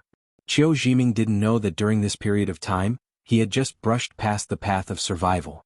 He cried for a while, but as if he sensed something, he hastily stood up and cleaned up Xiahou Yuan's corpse.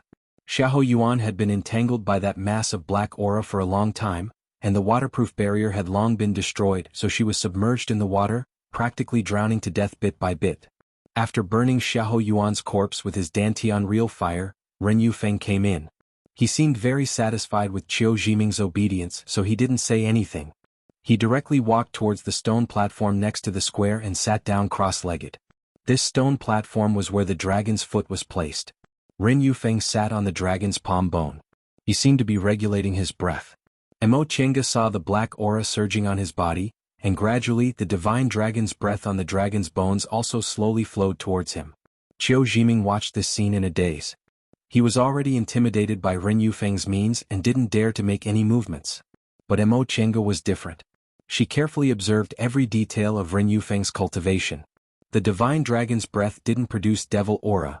Perhaps she could find the answer from the details of Ren Yufeng's cultivation. After watching for a long time, Mo Chenga's eyes suddenly lit up. She discovered something. Ren Yufeng looked like he was absorbing the divine dragon's breath, but the divine dragon's breath only flowed towards him slowly, and the divine dragon's breath on the dragon's bones didn't decrease in the slightest. What did this mean? At the very least, it meant that the breath on Ren Yufeng's body wasn't the divine dragon's breath. But if it wasn't the divine dragon's breath, what could it be? Mo Chenga couldn't figure it out. After thinking for a long time, she could only be sure that the so-called divine dragon's secret technique Ren Yufeng used to make him the son of the divine dragon was either fake or completely wrong. If the method he used to absorb the divine dragon's breath was wrong, then what was going on now? Mo Chenga didn't have the slightest clue about these questions, so she could only helplessly give up. Instead of thinking about these questions, she might as well think about what she should do next. She was naturally safe inside the virtual sky world, but that was all. She couldn't stay inside for the rest of her life. Of course, she could use all kinds of spiritual panaceas to slowly cultivate inside the virtual sky world, but without any progress in her mental state, the danger of realm breakthroughs would be too great. Who knew how long it would take for her to grow strong enough to fight against Ren Yufeng? What if Ren Yufeng's evil technique also made realm breakthroughs very quickly? Mo Chenga sat inside the small hut inside the virtual sky world and pondered for a long time. All of a sudden she had a flash of inspiration. Right. How could she forget that Ren Yufeng made a heart demon oath to her that he'd let her leave safely?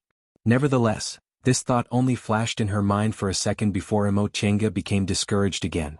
For cultivators of the righteous path, a heart demon oath was a very important oath because inner demons were the biggest obstacle to realm breakthroughs for cultivators, but devil path cultivators didn't have this restriction.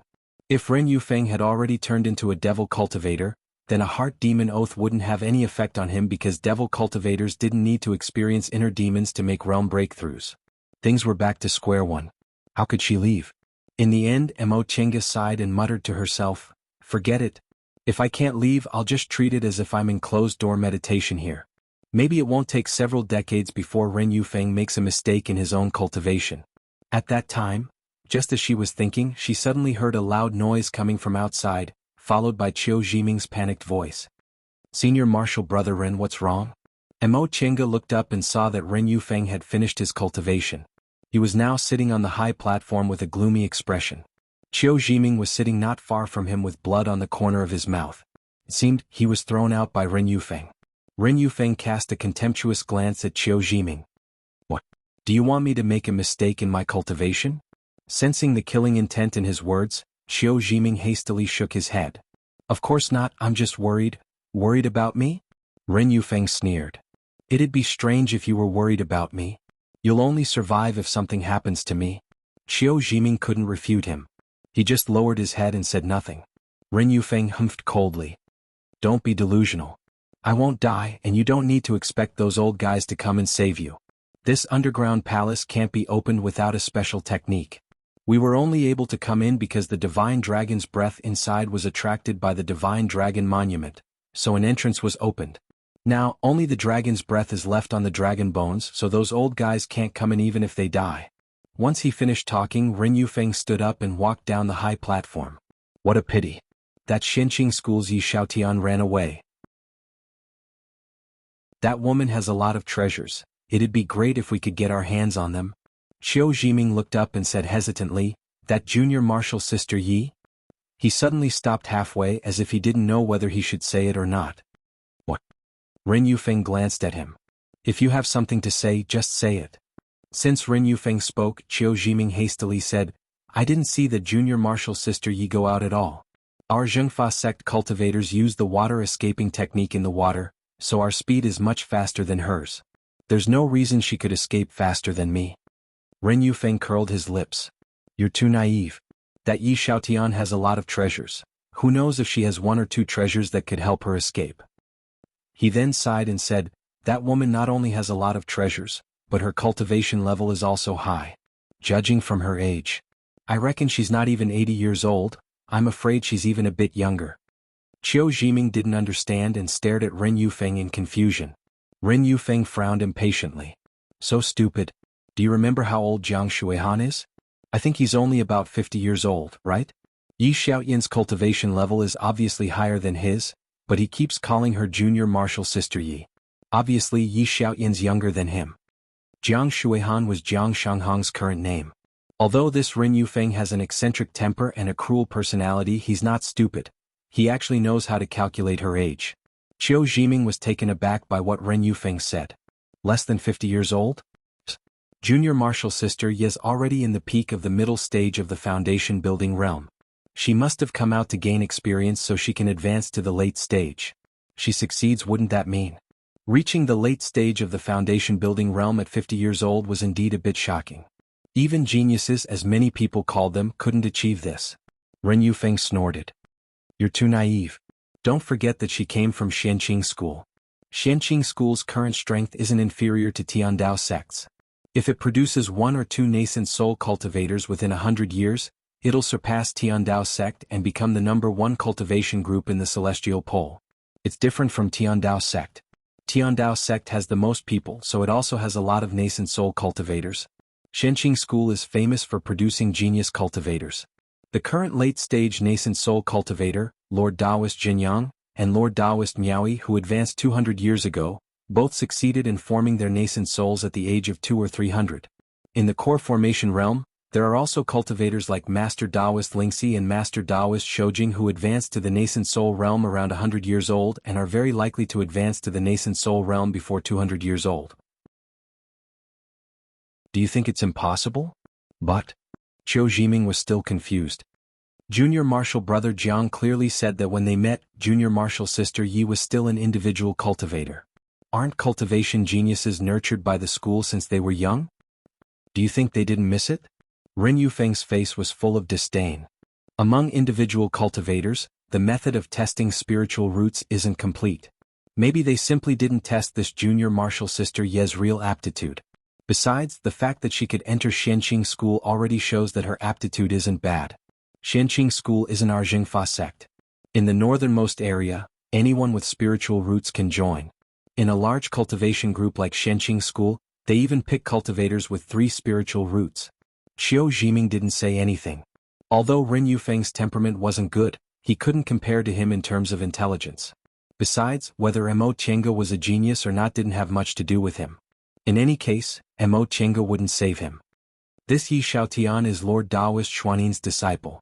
Even though Lord Taoist Xuanin hadn't formed his nascent soul when she accepted him as her master, how could a late-stage core formation cultivator casually accept a disciple? Besides, she herself said she hadn't built her foundation when she entered Xianqing School, but she advanced from the aura refining realm to the middle stage of the foundation building realm in just a dozen or so years. With this kind of cultivation speed, how could she not be a genius? Ren Yufeng paused for a moment, then shook his head and said with a sigh, "What a pity. Such a young middle-stage foundation building female cultivator. If I could use her as a human furnace, it would definitely be very good." As if he was imagining some scenes, evil aura appeared in his eyes. Inside the virtual sky world, Mo Qianga, who saw this scene, slammed her palm on the table. Ever since she entered Xianqing School, she had never seen anyone who wanted to use her as a human furnace. Human furnaces were heretical, and Xianqing School was an orthodox Tao school. Tao schools advocated purity of heart and few desires, so the path of plucking wasn't suitable for them. At most, it was only dual cultivation. Besides, as soon as she entered the school, she became Lord Taoist Jinghe's registered disciple, so no one really dared to use her as a human furnace, not even if they wanted to. Outside, Qiu Zhiming looked at Ren Yufeng with trepidation, not daring to say anything. After thinking for a while, Ren Yufeng regained his composure and shook his head regretfully. I actually let her escape. I really want to know what it's like to humiliate this kind of proud son of heaven. But it's not like I don't have a chance. When I finish practicing the Divine Dragon Secret technique and my cultivation level improves greatly, I'll go to Kunwu. Maybe I'll run into her. Inside the virtual sky world, Mo Qianga was furious upon seeing Ren Yufeng's arrogant behavior. Zhengfa sect was also a Tao school, so it also didn't advocate the path of plucking. This Ren Yufeng became this shameless just because he obtained the divine dragon secret technique. His heart must have been very dirty in the past. Looking at Ren Yufeng's evil smile outside, Mo Chenga suddenly felt uncomfortable when she thought he might be fantasizing about her. She really wanted to slap that hateful face then chop him into pieces. After taking several deep breaths, she finally calmed down and sat down again. Thinking about this now was useless. If she wanted to kill Ren Yufeng, she had to think about it carefully. In fact, compared to Ren Yufeng, it wasn't like she didn't have any advantages. First of all, she could eat medicinal pills inside the virtual sky world, and the spiritual aura was very abundant. It was an excellent cultivating environment. She'd suppressed her cultivation level for several years, so it wouldn't be a problem for her to advance to the late stage of the foundation building realm now. It was just that there was some danger in advancing to the core formation realm, but it didn't mean there was no chance. Secondly, the origin of Ren Yufeng's cultivation technique was strange. Who knew what the consequences would be? Cultivation techniques from the devil path made it easier for her to suffer from aura deviation, and Ren Yufeng had a demonic barrier since a long time ago. Maybe he'd make a mistake in his cultivation and he'd just give up. Lastly, Ren Yufeng didn't know she was inside the virtual sky world, so she could definitely look for an opportunity to sneak attack him. Mo Chenga thought about all these things again and again. In the end, Mo Chenga decided that before she came up with a better idea, she'd just cultivate here. She believed that if she just wanted to waste time, Ren Yufeng wouldn't be able to defeat her. Because she, who had taken longevity pills, had at least 800 years left to live.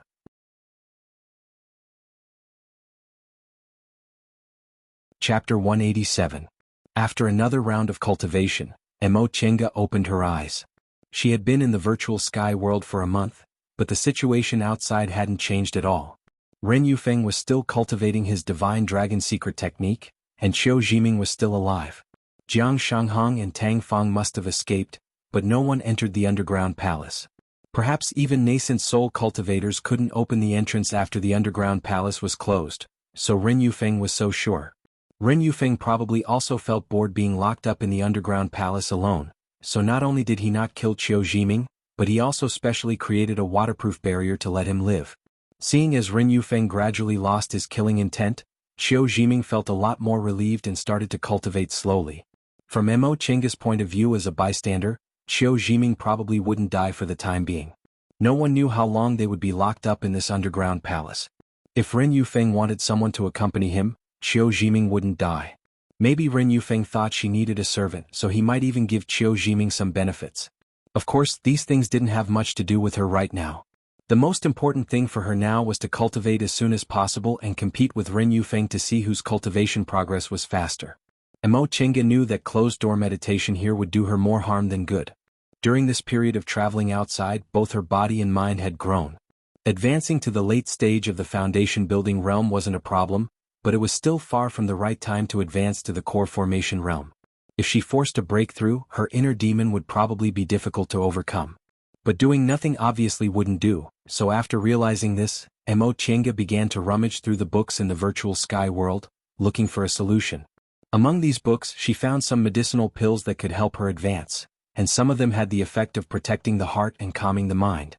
In the following time, Mo Chenga cultivated and concocted these medicinal pills at the same time. Although they couldn't fundamentally solve the problem in any case, it was better than nothing. 8 months passed in the blink of an eye. Yi's spiritual aura of the 5 elements filled her whole body and circulated frantically in her meridians. Mo Chenga knew she was about to advance to the late stage of the foundation building realm. She didn't panic at all. She breathed orderly while slowly guiding the spiritual aura to flow in her meridians. This kind of small realm advancement had a great impact on aptitude. If she still had the aptitude of 5 spiritual roots in the past, after she built her foundation, she would have to expend a lot of effort every time she made a small realm advancement. But now that she had changed her cultivation to the Sunu art of the origin, she wouldn't face any bottlenecks when it came to minor breakthroughs. As long as she was careful, it wouldn't be a problem. Spiritual energy continued to accumulate in her dantian, and the spiritual energy around her frantically surged towards her. Mo Chenga calmly absorbed the spiritual aura and stored it in her dantian, circulating it like this. Finally, his dantian was stuffed to the brim, unable to contain any more spiritual energy. Mo Chenga immediately stopped absorbing spiritual aura and started to circulate the almost blocked spiritual aura inside her dantian. Under her deliberate guidance, the spiritual energy began to circulate from her dantian to her meridians, and finally returned to her dantian. The circulation of spiritual energy became faster and faster, almost forming a vortex. It was as if his body had become a universe, with countless stars revolving around the center point. Suddenly the stars moved to the extreme. With a rumbling sound, they collided with each other, striving to be the first to fight for a vaster world. The universe, under this pressure, suddenly expanded. Mo Chenga opened her eyes covered in sweat. She didn't have time to wipe off the wet stains on her face. She first checked her body and was delighted. Sure enough, she'd advanced to the late stage of the foundation building realm. A small realm advancement wasn't as difficult as a big realm advancement. The density of spiritual aura wouldn't change, but her dantian would expand a bit. Mo Chenga only stopped after she felt her whole body was very carefree and there weren't any lingering problems caused by her realm advancement. She'd advanced to the late stage of the foundation building realm, but she wasn't too happy. The late stage of the foundation building realm wasn't a big deal. Ren Yufeng was already in the late stage of the foundation building realm. Judging from his behavior after using the so-called Divine Dragon secret technique, his strength must have reached the core formation realm, so she still couldn't do anything to him. In all fairness, Mo Chenga didn't think Ren Yufeng would quickly become a high-level cultivator after obtaining this Divine Dragon secret technique. Not to mention that this Divine Dragon secret technique looked really strange. He didn't have any Divine Dragon's breath on his body, and instead, his whole body was covered in devil aura. As for herself, with her spiritual roots of the origin, pure Yin constitution, and Sunu art of the origin, she didn't think she'd be much slower than Ren Yufeng if she cultivated with all her might. Therefore this was actually a race of time. Ren Yufeng's Divine Dragon secret technique or her Sunu art of the origin would make realm advancements faster. As long as her cultivation speed surpassed Ren Yufeng's, there'd definitely be a day when she could openly go out and behead Ren Yufeng. Mo Chenga sighed softly, then tore open the crack in the sky of the virtual sky world to observe the situation outside. Ren Yufeng and Qiu Jiming were still cultivating. In the past few months she occasionally heard their conversations. Qiu Jiming could be considered to have completely fallen. Under Ren Yufeng's oppression for the sake of survival, he'd already become a pitiful person who attached himself to Ren Yufeng and only knew how to be a yes-man. Coincidentally, when she successfully advanced to the late stage of the foundation building realm, Ren Yufeng, who was outside, also stopped cultivating. When Ren Yufeng was cultivating just now, Mo Chenga noticed that the black aura on his body was getting thicker and thicker until it almost submerged his whole body. However, if this black aura was regarded as spiritual aura, Ren Yufeng's realm was still equivalent to the early stage of the core formation realm. He hadn't advanced again. Upon observing this, Mo Chenga heaved a sigh of relief. This showed that even if Ren Yufeng obtained the Divine Dragon secret technique, he still couldn't become a great cultivator with an extremely high cultivation level in one go. Instead, he had to cultivate step by step. In this case, she was quite confident that her cultivation speed wouldn't be much slower than Ren Yufeng's. Ren Yufeng, who stopped cultivating, seemed a bit confused. Perhaps he also encountered a bottleneck in his cultivation. He pondered for a moment, then took something out of his Chenkuan bag. Mo Chenga's eyes widened when she saw what he was doing. The thing Ren Yufeng took out was none other than a thick and heavy stone tablet. Qiu Jiming once said that the first time Ren Yufeng entered the underground palace, he obtained a stone tablet which recorded the Divine Dragon secret technique for obtaining the Divine Dragon's breath. Therefore, Ren Yufeng fabricated some lies to make them think there were a lot of treasures in this underground palace so he could use them to enter this underground palace again. Ren Yufeng seemed a bit emotional when he took out the stone tablet.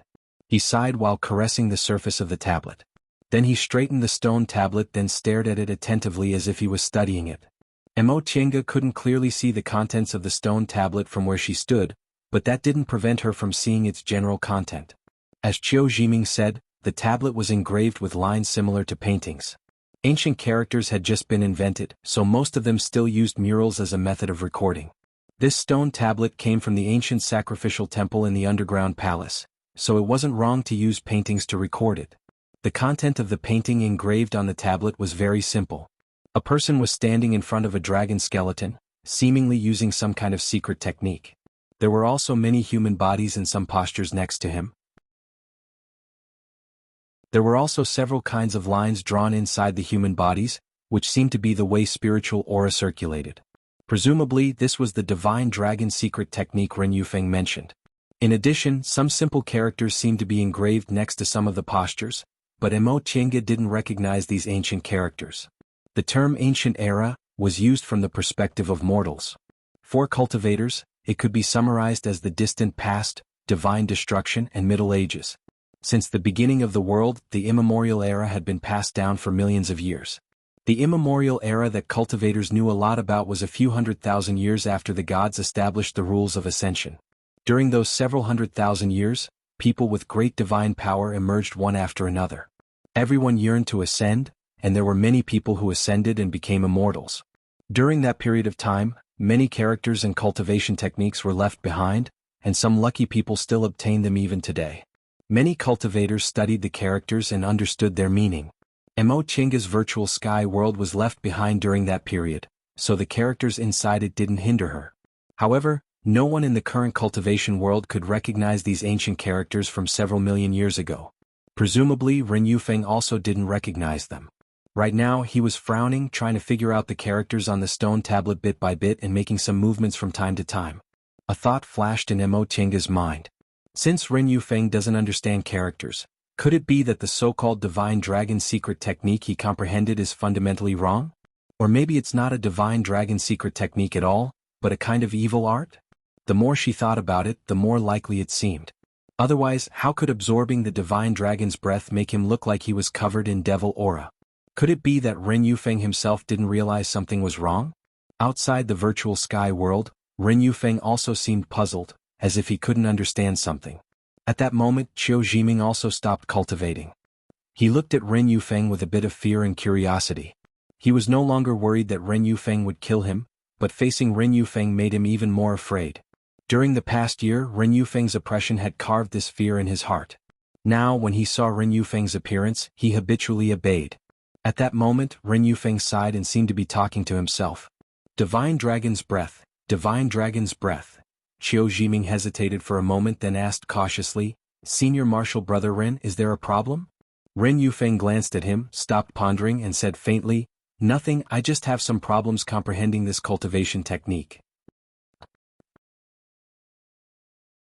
Qiu Jiming didn't dare to ask again and just sat on the side in silence.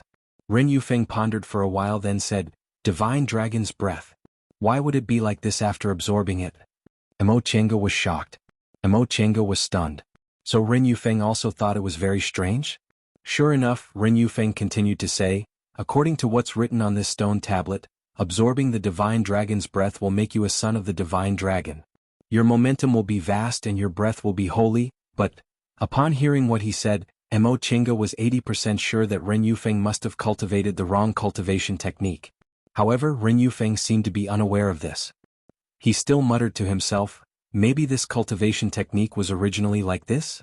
When he said that, Qiu Jiming interrupted while trembling with fear, Senior Marshal Brother Ren, is it possible that you comprehended the wrong cultivation technique?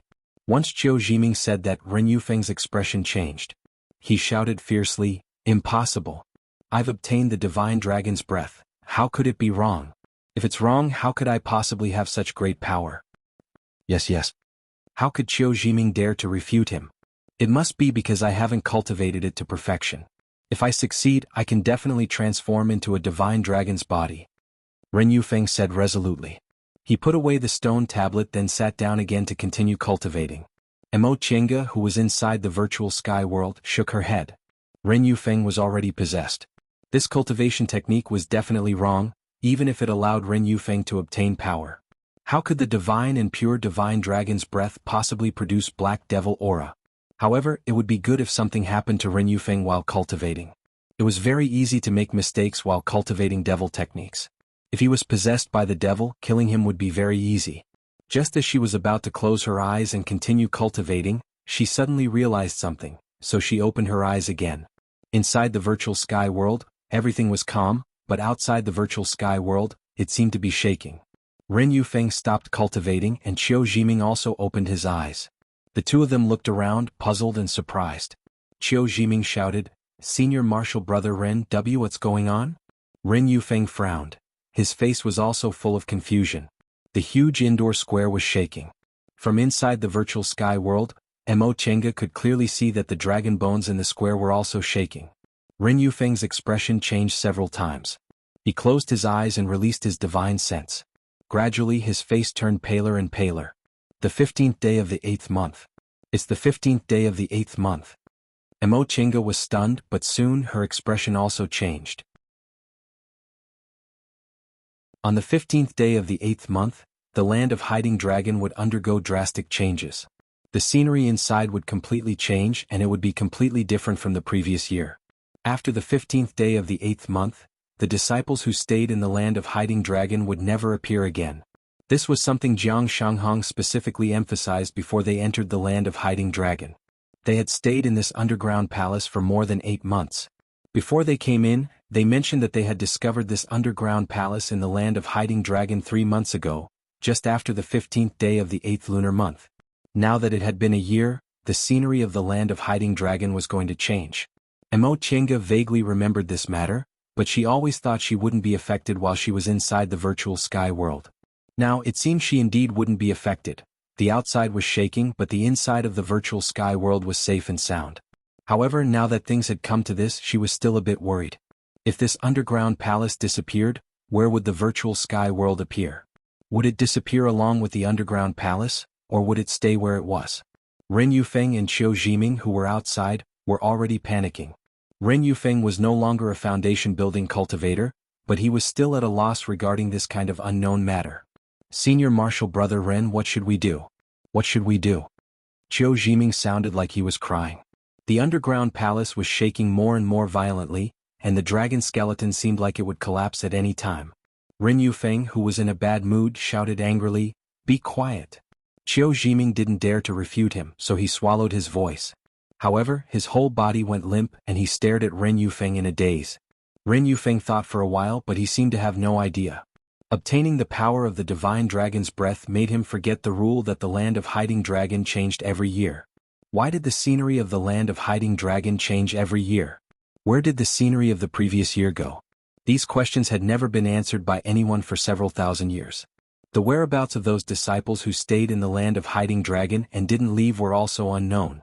After they disappeared, they never came back. The ground shook more and more violently. They were already floating in the water, unable to stand still. This won't do. I can't do this, Ren Yufeng muttered to himself. He then forced himself to sit cross-legged and moved his spiritual aura. Mo Chenga didn't know what he wanted to do, but he obviously had a countermeasure. Ren Yufeng moved his spiritual aura and gathered his spiritual aura. The black aura on his body became more and more intense, and the divine dragon's breath on the dragon skeleton started to rush madly towards him. He wanted to forcibly absorb the divine dragon's breath to improve his cultivation level. Mo Chenga's expression changed. She didn't know what the consequences would be. According to reason, devil cultivation techniques could easily lead to spiritual energy deviation, especially when one tried to forcibly improve their cultivation level. However, this so-called divine dragon secret technique was something from several million years ago. Who knew whether it was a bit special or not? Besides, if Ren Yufeng succeeded, his cultivation level would be even higher. At that time, it would be difficult for her to kill this person and even escape. Of course, it'd be best if he failed or if he was taken to an unknown place by the land of Hiding Dragon. At least she could escape safely. The divine dragon's breath crazily rushed towards Ren Yufeng. The black aura on his body began to surge and gradually covered his whole body. At that moment, the underground palace shook even more violently. The dragon skeleton that had been placed there for several million years finally made a kacha sound. No one knew where it started, but it suddenly collapsed with a loud rumble. First, the skull rolled down, then the huge spine. One by one, the ribs were washed away by the water, and the tailbone slowly separated. The huge and majestic divine dragon skeleton instantly turned into a pile of white bones and scattered with the water. Qiu Jiming, who was floating in the water, was hit by a huge dragon skeleton. He felt dizzy and lost consciousness. Ren Yufeng, on the other hand, was still operating his cultivation technique. Right now he was completely covered by the black aura, so he couldn't be seen at all. Mo Chenga watched this scene anxiously. She hoped Ren Yufeng didn't succeed and hoped she wouldn't be affected inside the virtual sky world. After an indeterminate amount of time, the underground palace was still shaking. Ren Yufeng suddenly opened his eyes and screamed, "Ah!" The black aura on his body gradually dispersed, revealing his face.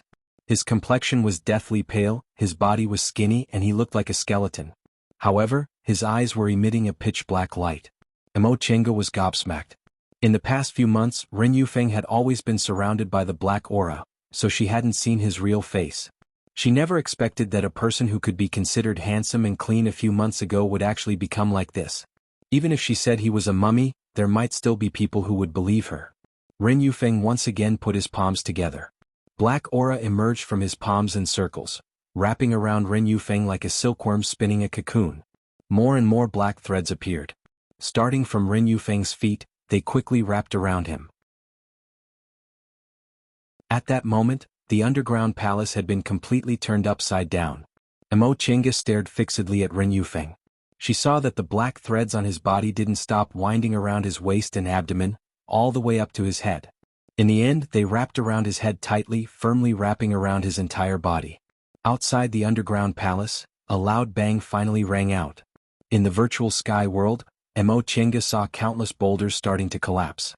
This ancient building was built bit by bit using boulders as tall as 2 people, and each boulder weighed 1,000 kilograms. But now, the boulders of this underground palace started to disintegrate. The 4 walls and the ceiling were washed away by the water and fell down one by one. The water surged violently, dragon bones floated everywhere, and boulders fell from the sky. Mo Chenga regretfully saw that when these boulders hit Ren Yufeng's body, they were all blocked by the huge black cocoon on his body. As for Qiu Jiming, he was already buried somewhere unknown by the boulders. After an indeterminate amount of time, everything finally calmed down. The water flow was no longer violent, the boulders also stopped, and even the water was slowly flowing away. Mo Chenga, who was safe and sound inside the virtual sky world, saw a ray of light coming from somewhere.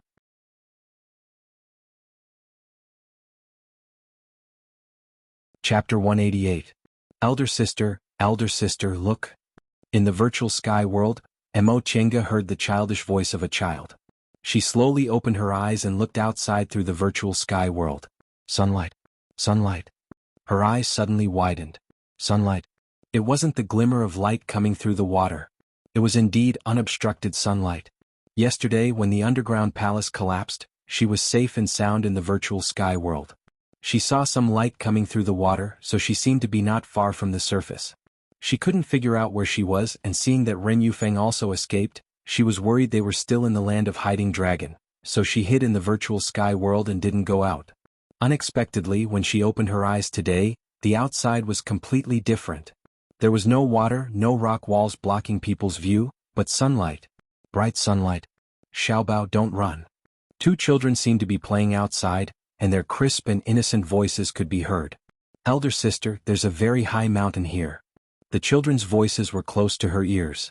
Mo Chenga looked around and found she seemed to be on a reef by the sea. Looking up, she saw the blue sky and bright sunlight. Looking down, she saw the rippling surface of the sea, and she could vaguely see the ruins and reefs below. Mo Chenga's heart skipped a beat.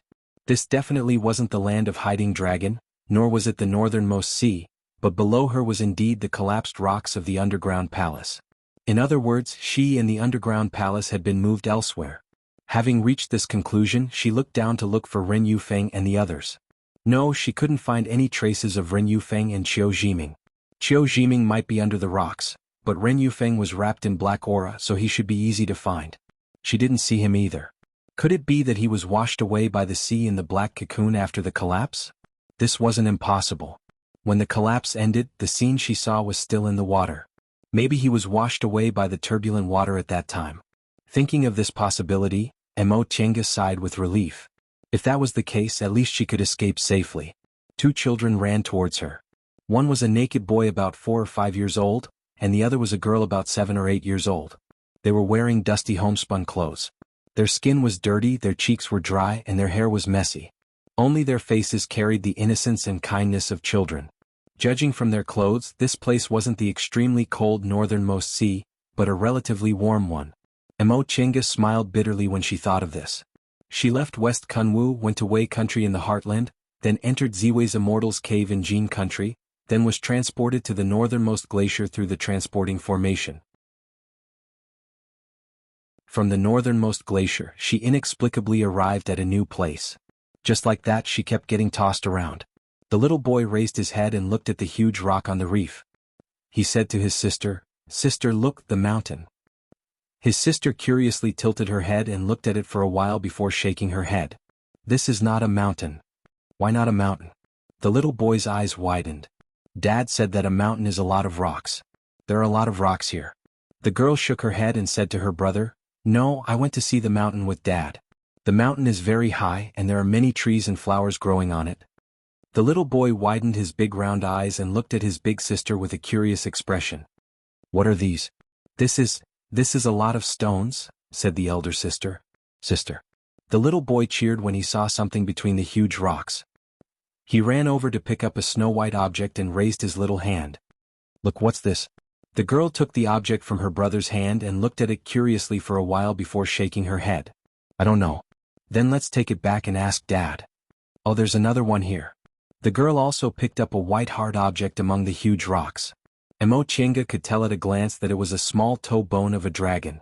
Looking at the two children looking for dragon bones outside, she thought for a while, then touched the space between her eyebrows and came out of the virtual sky world. The fierce sea breeze blew on her sleeves. It was damp, but it wasn't cold. It seemed this place was very far from the northernmost glacier. The girl was the first to see her. She was stunned to see a person appearing out of thin air on the huge rock. The little boy also saw her, but he smiled with two dimples on his face. He pointed at Chenga and clapped his hands. "Fairy. Sister, look, a fairy." Chenga couldn't help but smile at his innocent and cute appearance. Once she came out of the virtual sky world, she immediately used her divine sense to scan the surroundings. She only felt relieved when she confirmed there were no traces of other cultivators. She gently floated down from the pile of boulders. She floated here and there without using any force, which frightened the girl. She pulled her brother back several steps and asked while trembling, "You? What are you?" Chenga smiled and said softly, "Little sister, don't be afraid. I'm just a passerby." Unexpectedly, what she said made the little girl even more afraid. She hugged her brother tightly and said, "Don't take my brother away, I. Chenga felt strange. "Little sister, do I look like a bad person?"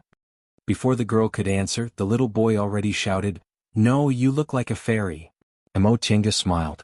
Being regarded as a fairy by such an innocent and cute child was always a happy thing. But this little girl's attitude was really a bit strange. After thinking for a while, she continued to say softly, "Little sister, why are you so afraid? I won't hurt you." The little girl's eyes were guarded as she stared at her for a while. Seeing that her attitude was indeed very kind, she slightly let go of her suspicions and said hesitantly, "Are you really just passing by?" Chenga nodded with a smile, then asked curiously, "Why do you think I look like a bad person?" The girl hesitated for a moment and said timidly, "Father said that a lot of bad people have come to the village recently. They often catch children, boys like my younger brother." "Catch boys?" Chenga wrinkled her brows. "A kidnapper?" When she was a child in family's village, she once heard that there were kidnappers who specialized in abducting children. Most of them abducted boys. "Don't worry, I'm not a kidnapper," Chenga said with a smile, trying to calm the girl's nervousness. "If you're worried, take me to see your father, okay?" The girl hesitated for a moment and nodded. "Okay, our village is over there. As long as I shout, the adults will come." Looking at the direction the girl was pointing, there was indeed a small house not too far away. However, if he shouted, he might not be able to hear it. The girl's words were obviously a warning to her. Chenga couldn't help but smile.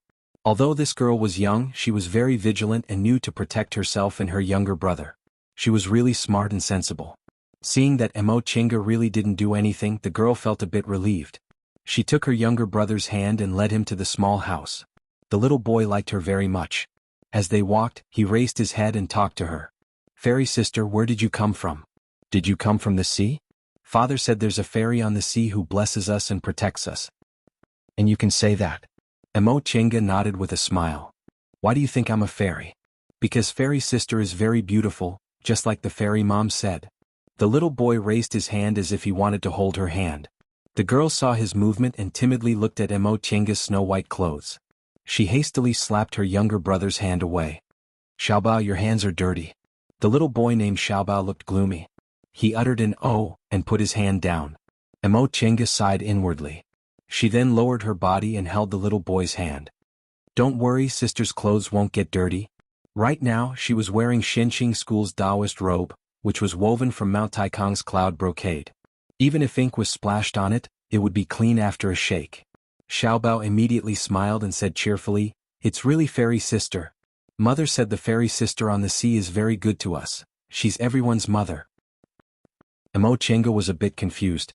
Fairy sister and mother? However, she understood what the child meant. The fairy sister he mentioned should be the god worshipped by the fishermen here. The small house wasn't far away. She answered the little boy's questions along the way and soon arrived. Emo Chenga gave them a cursory glance.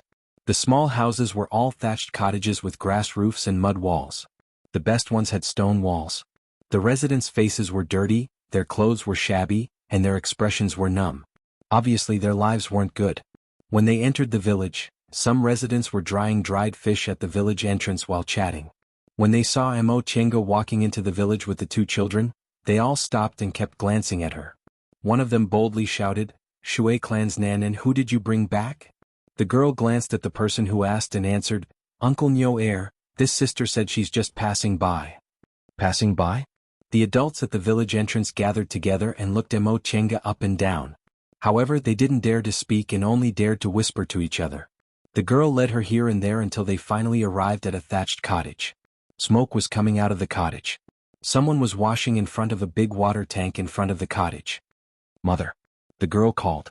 The woman who was squatting and washing wild vegetables answered and said in a rough voice, Where the hell did you go? I haven't seen you for a long time. Did you go crazy with your little brother? The girl said, Mother, we have a guest. A guest? The woman turned around and saw Emo Chenga standing not far from them.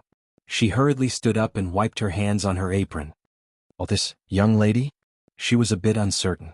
Emo Chenga was wearing Shenqing School's uniform. It was a Taoist robe, but it was different from the secular world. In the eyes of mortals, calling her Taoist priest seemed too beautiful and calling her young lady seemed too plain. Emo Chenga didn't care about the way she addressed her. She smiled and said, Greetings, sister-in-law. I was passing by and happened to meet these two children. I have some things I don't understand, so I came to ask. Oh, I see. The woman felt a bit inferior in front of her. She combed her hair and tidied up her clothes before making an inviting gesture. Young lady, our house is really simple and crude. If you don't mind, would you like to sit inside? Emo Chenga nodded with a smile and followed her into the house. The moment she entered, she saw that it seemed to be a hall. In the cramped space there was a dining table and several stools. Although they were very old, they were still clean. On the wall facing the door there was a picture of a sea god. It seemed to be a goddess. The woman invited her to sit on the bench next to the dining table and said to the girl, Nan, go cook. Mother will accompany the guest. The girl nodded and glanced at Emo Chenga, then went to the kitchen. Emo Chenga was lost in thought for a while. She thought about herself a few decades ago, when she was the same age as this child. Young lady? Emo Chenga regained her composure and smiled apologetically. Sister-in-law, your daughter is obedient and capable. You're really blessed. The woman let out a sigh and waved her hand. Young lady, you're too polite. This girl always goes out to play. But she's really capable. She can do whatever you ask her to do, and she can do it better than some adults. She also helps take care of her younger brother. It could be seen that although the woman didn't love her daughter on the surface, she was very proud of her daughter. Her smile was full of joy. Xiaobao also chimed in. Sister is very good. She always takes me to play. His sister went to cook, but he refused to leave and still stayed by Emo Chenga's side. Only then did the woman notice that her youngest son was holding Emo Chenga's hand. She hurriedly came over and hugged him. Xiaobao, quickly go wash your hands. Look at how you're playing. She then said to Emo Chenga apologetically, Young lady, children don't know any better. Did they dirty your clothes? Come wash them. Emo Chenga shook her head. It's okay, they won't get dirty. She dusted her clothes and waved her hands. There wasn't even a speck of dust on them. The woman holding Xiaobao stopped when she saw Emo Chenga's actions. She seemed to be thinking about something, but eventually, panic appeared in her eyes. She said, Young lady, are you a fairy from Bichuan Court? I'm sorry. I was as blind as a bat. I'll kowtow to you. After she said that, she knelt down and started to kowtow. Emo Chenga was surprised. She gently raised her hand and used her spiritual aura to block the woman's movements. She asked gently, "Sister-in-law, what are you doing? What fairy from Bichuan court?" Upon seeing Mo Chenga's methods, the woman became even more convinced. She begged, "Fairy, fairy, please spare our lives. The children didn't do it on purpose, so I didn't recognize them." Mo Chenga felt helpless. She waved her hand and used her spiritual aura to lift the woman up. "Since you know I'm a cultivator, you should answer me properly. There's no need to do this." "Yes, yes." The woman nodded obediently. She held Xiaobao and shrunk behind Mo Chenga. Xiaobao was the only one who was completely unaware of this. He said curiously, "Mom, Sister Fairy is a good person, so why?" "Shut up." The woman covered Xiaobao's mouth and berated him. "Child, be obedient and don't interrupt." Xiaobao looked very curious, but he didn't dare to be disobedient. He just stared at his mother, the Sister Fairy in front of him, with his big round eyes. Mo Chenga was a bit confused. It was normal for mortals to revere cultivators, but this kind of fear wasn't normal no matter how she looked at it. Moreover, when the woman mentioned Bichuan Court, it sounded a bit familiar. Yes, it was that medium-sized cultivation group that specialized in accepting female cultivators.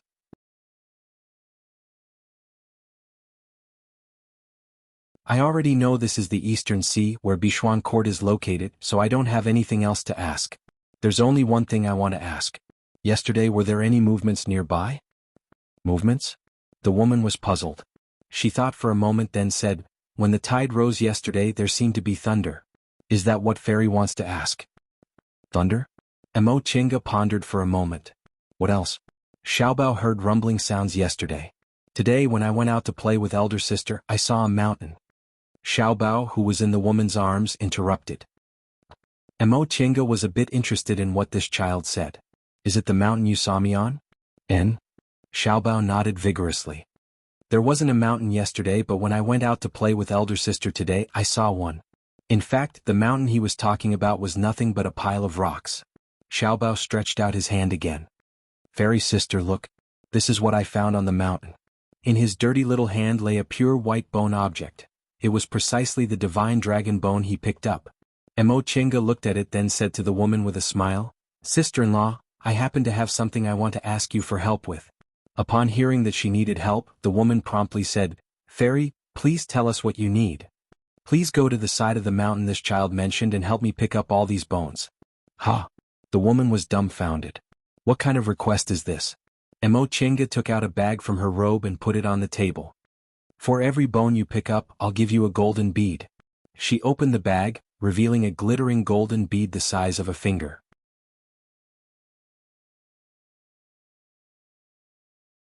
Chapter 189. Originally, Mo Chenga didn't intend to reveal her identity. She just wanted to use the gold, silver, and treasures of the secular world to let the fishermen here help her collect the dragon bones. She didn't expect this woman to be so astute and recognize her identity as a cultivator. However, the fishermen here revered cultivators so much, which made things easier. While revering them, she could also entice them with benefits so that they would work more diligently. Seeing this bag of gold beads, the woman's eyes widened. They lived in such poverty that the most they'd seen was some broken silver, which was already a lot of wealth. As for gold, they could only occasionally see it in the nearby towns. Mo Chenga coughed softly.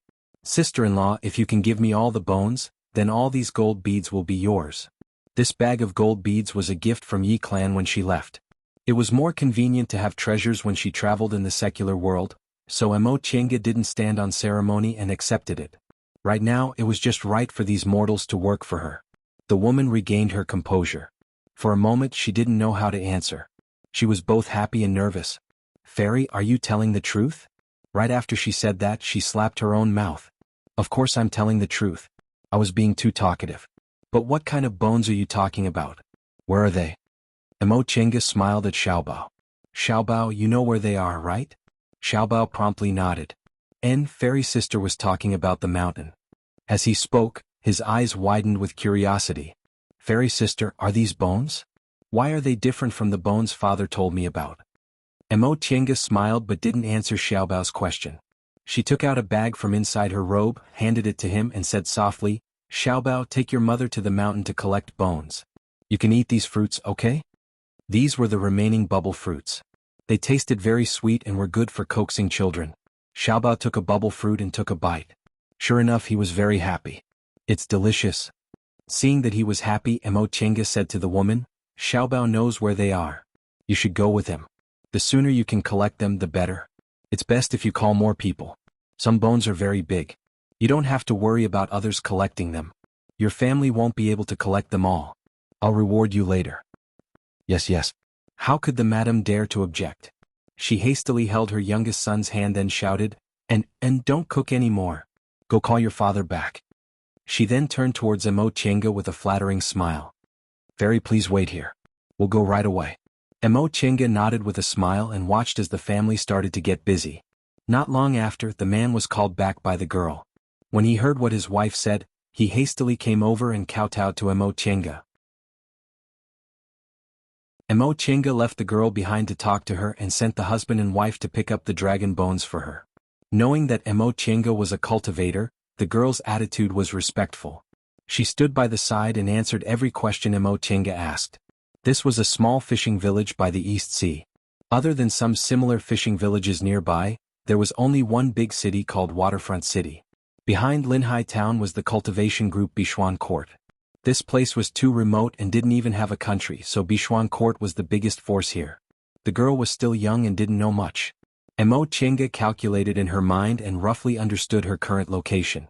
The Kunwa mountain range stretched across the southern part of the celestial pole all the way to the southeast. Demonic Mountain blocked the Devil Path in the northeast. Therefore, the southern part of the East Sea was Tiandao sect's territory while the northern part was the Devil Path's territory. Based on Mo Chenga's speculation, they were probably in a small part of the sea in the north. In other words, the Devil Path was most likely to be on their west side. Once she reached this conclusion, Mo Chenga felt a bit vexed. This place was very likely to be a part of the sea next to the Devil Path's demonic mountain, which was very dangerous. If they happened to run into the Devil Path, they'd be in a lot of trouble. It seemed the best way to leave this place was to find Bichuan Court. Since Bichuan Court was located here, they must have a safe way to communicate with the outside world. Of course, the most important thing for her now was to pick up the dragon bones. Although she didn't know what use the dragon bones from several million years ago had, the divine dragon's breath on them couldn't be faked, so they were definitely useful. However, there were too many dragon bones. When the underground palace collapsed, many of them must have been washed away by the water. Thinking up to this point, Mo Chenga felt it was quite a pity. If she could collect a whole set of dragon bones, it'd be more convenient for her to study them. Now she could only pick up as many as she could. After asking the little girl, Mo Chenga learned that this family's surname was Shui. Their father was called Shui-san, and their mother was called Shui-san's sister-in-law. She herself didn't have a name. She was the only girl in the family. When she was born, the adults only called her Nan, and others only called her Shui family's Nan. What kind of name was Nan? There were dozens of families here, and most of their daughters were called Nan when they were born. It wasn't until they got married that they became whose family's sister-in-law. When they got a bit older, they became whose family's mother-in-law. From birth to death, most girls didn't have a name.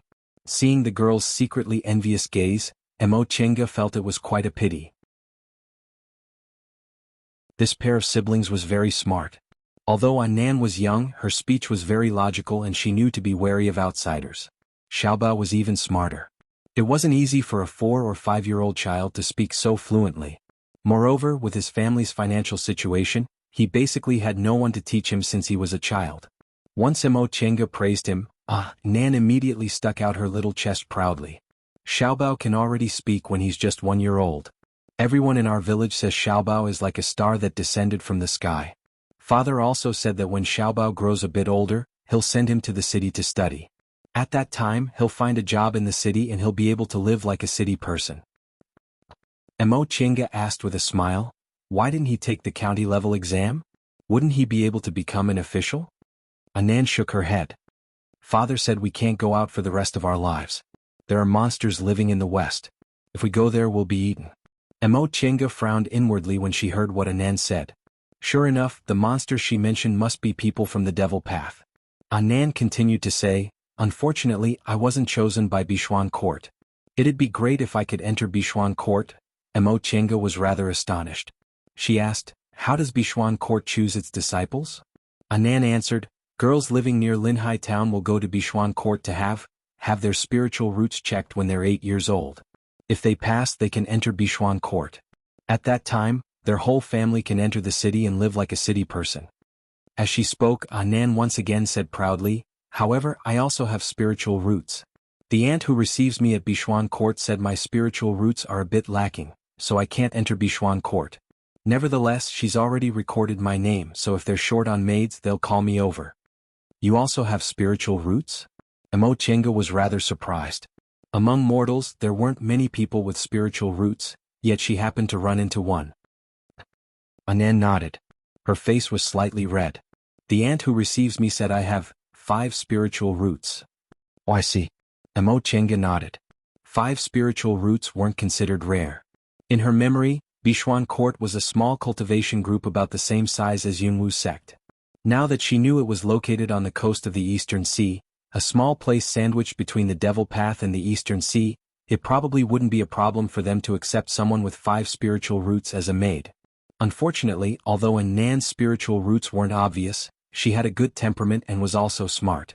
In addition, since Bishuan court's influence in this area was so big, it'd be better for her to collect all the dragon bones and leave as soon as possible to avoid news of this being leaked. Divine dragon bones from a million years ago? Not to mention a small cultivation group like Bishuan court, even the 7 great cultivation groups would be tempted by them. After some thought, Mo Chenga changed the topic. "Right. You girls with spiritual roots can enter Bishuan court, but what about boys? Bishuan court only accepts female disciples, right?" Nan nodded. "And so boys can only be accepted as outer disciples by Bishuan court unless their spiritual roots are very good. I heard from the aunt who receives them that male disciples can only be considered real Bishuan court disciples after performing dual cultivation with a female disciple." Mo Chenga raised her eyebrows in astonishment. This Bishuan court was really an anomaly. Not only was it built in such a strange place, but it also had such strange rules. This place faced the Devil Path in the west, so mortals here couldn't leave this place their entire lives, so they could only enter Bishuan court. Unfortunately, Bishuan court was a cultivation group that only accepted women. Because of that, in Bishuan court, the status of men was far inferior to that of women. This was an anomaly in the entire celestial pole. Mo Chenga roughly understood the situation in the Eastern Sea from Nan. In the afternoon, the people who picked up the dragon bones came back one after another. The Shui couple was indeed obedient. They mobilized the whole village to either carry the dragon bones, and all the dragon bones were picked up. The biggest one was a leg bone that required 4 or 5 people to carry. Mo Chenga gave the golden bead to Nan. Whenever someone came with a dragon bone, she would give it to them. For a large leg bone like this one, she would give them a bit more. After the villagers obtained the golden bead, they were still unsatisfied, so they once again agreed to go to the beach to search. This search lasted until nightfall. Mo Chenga wasn't in a hurry. She asked the fisherman's family for an empty house and waited for 2 more days until they couldn't find any more dragon bones. Most of these dragon bones must have been washed away when the underground palace collapsed. She tried to piece them together, but she only managed to piece together a leg bone and some scattered bones. However, it would be fine as long as she collected all the dragon bones here. If the people of Bishuan court hadn't seen these dragon bones before, they wouldn't be suspicious even if they heard a strange cultivator was looking for some bones here. The fishermen here were also very happy to obtain her golden bead, especially the Shui couple. Mo Chenga gave them some more golden leaves, so they worked even harder. After collecting the dragon bones, Mo Chenga asked the Shui couple about some things about Bishuan court, then planned to leave. Sure enough, the Shui couple said that aside from the sea, they had no other way to communicate with the outside world. However, they only had a small boat, so going to the sea was very dangerous. Moreover, since ancient times they'd never known where the sea led. Mo Chenga then asked how the people of Bishuan court left. The Shui couple didn't dare to talk nonsense, so they said that if she wanted to leave, she could go to Linhai town and ask around. Bishuan court had a shop there. Mo Chenga was quite flabbergasted. Bishuan court was the only cultivation group here, so why would they open a shop? After the Shui couple's explanation, she learned that although there was only one cultivation group here, there were many individual cultivators, especially male cultivators with low aptitudes. Since Bishuan court didn't accept them as disciples, they could only ponder the cultivation path on their own. After a long time, many small cultivation clans and individual cultivators appeared here. After staying in this fishing village for several days and dealing with the dragon bones, Mo Chinga decided to take a trip to Linhai town. If she wanted to return to Kunwu, asking Bishuan court for help was the most convenient way.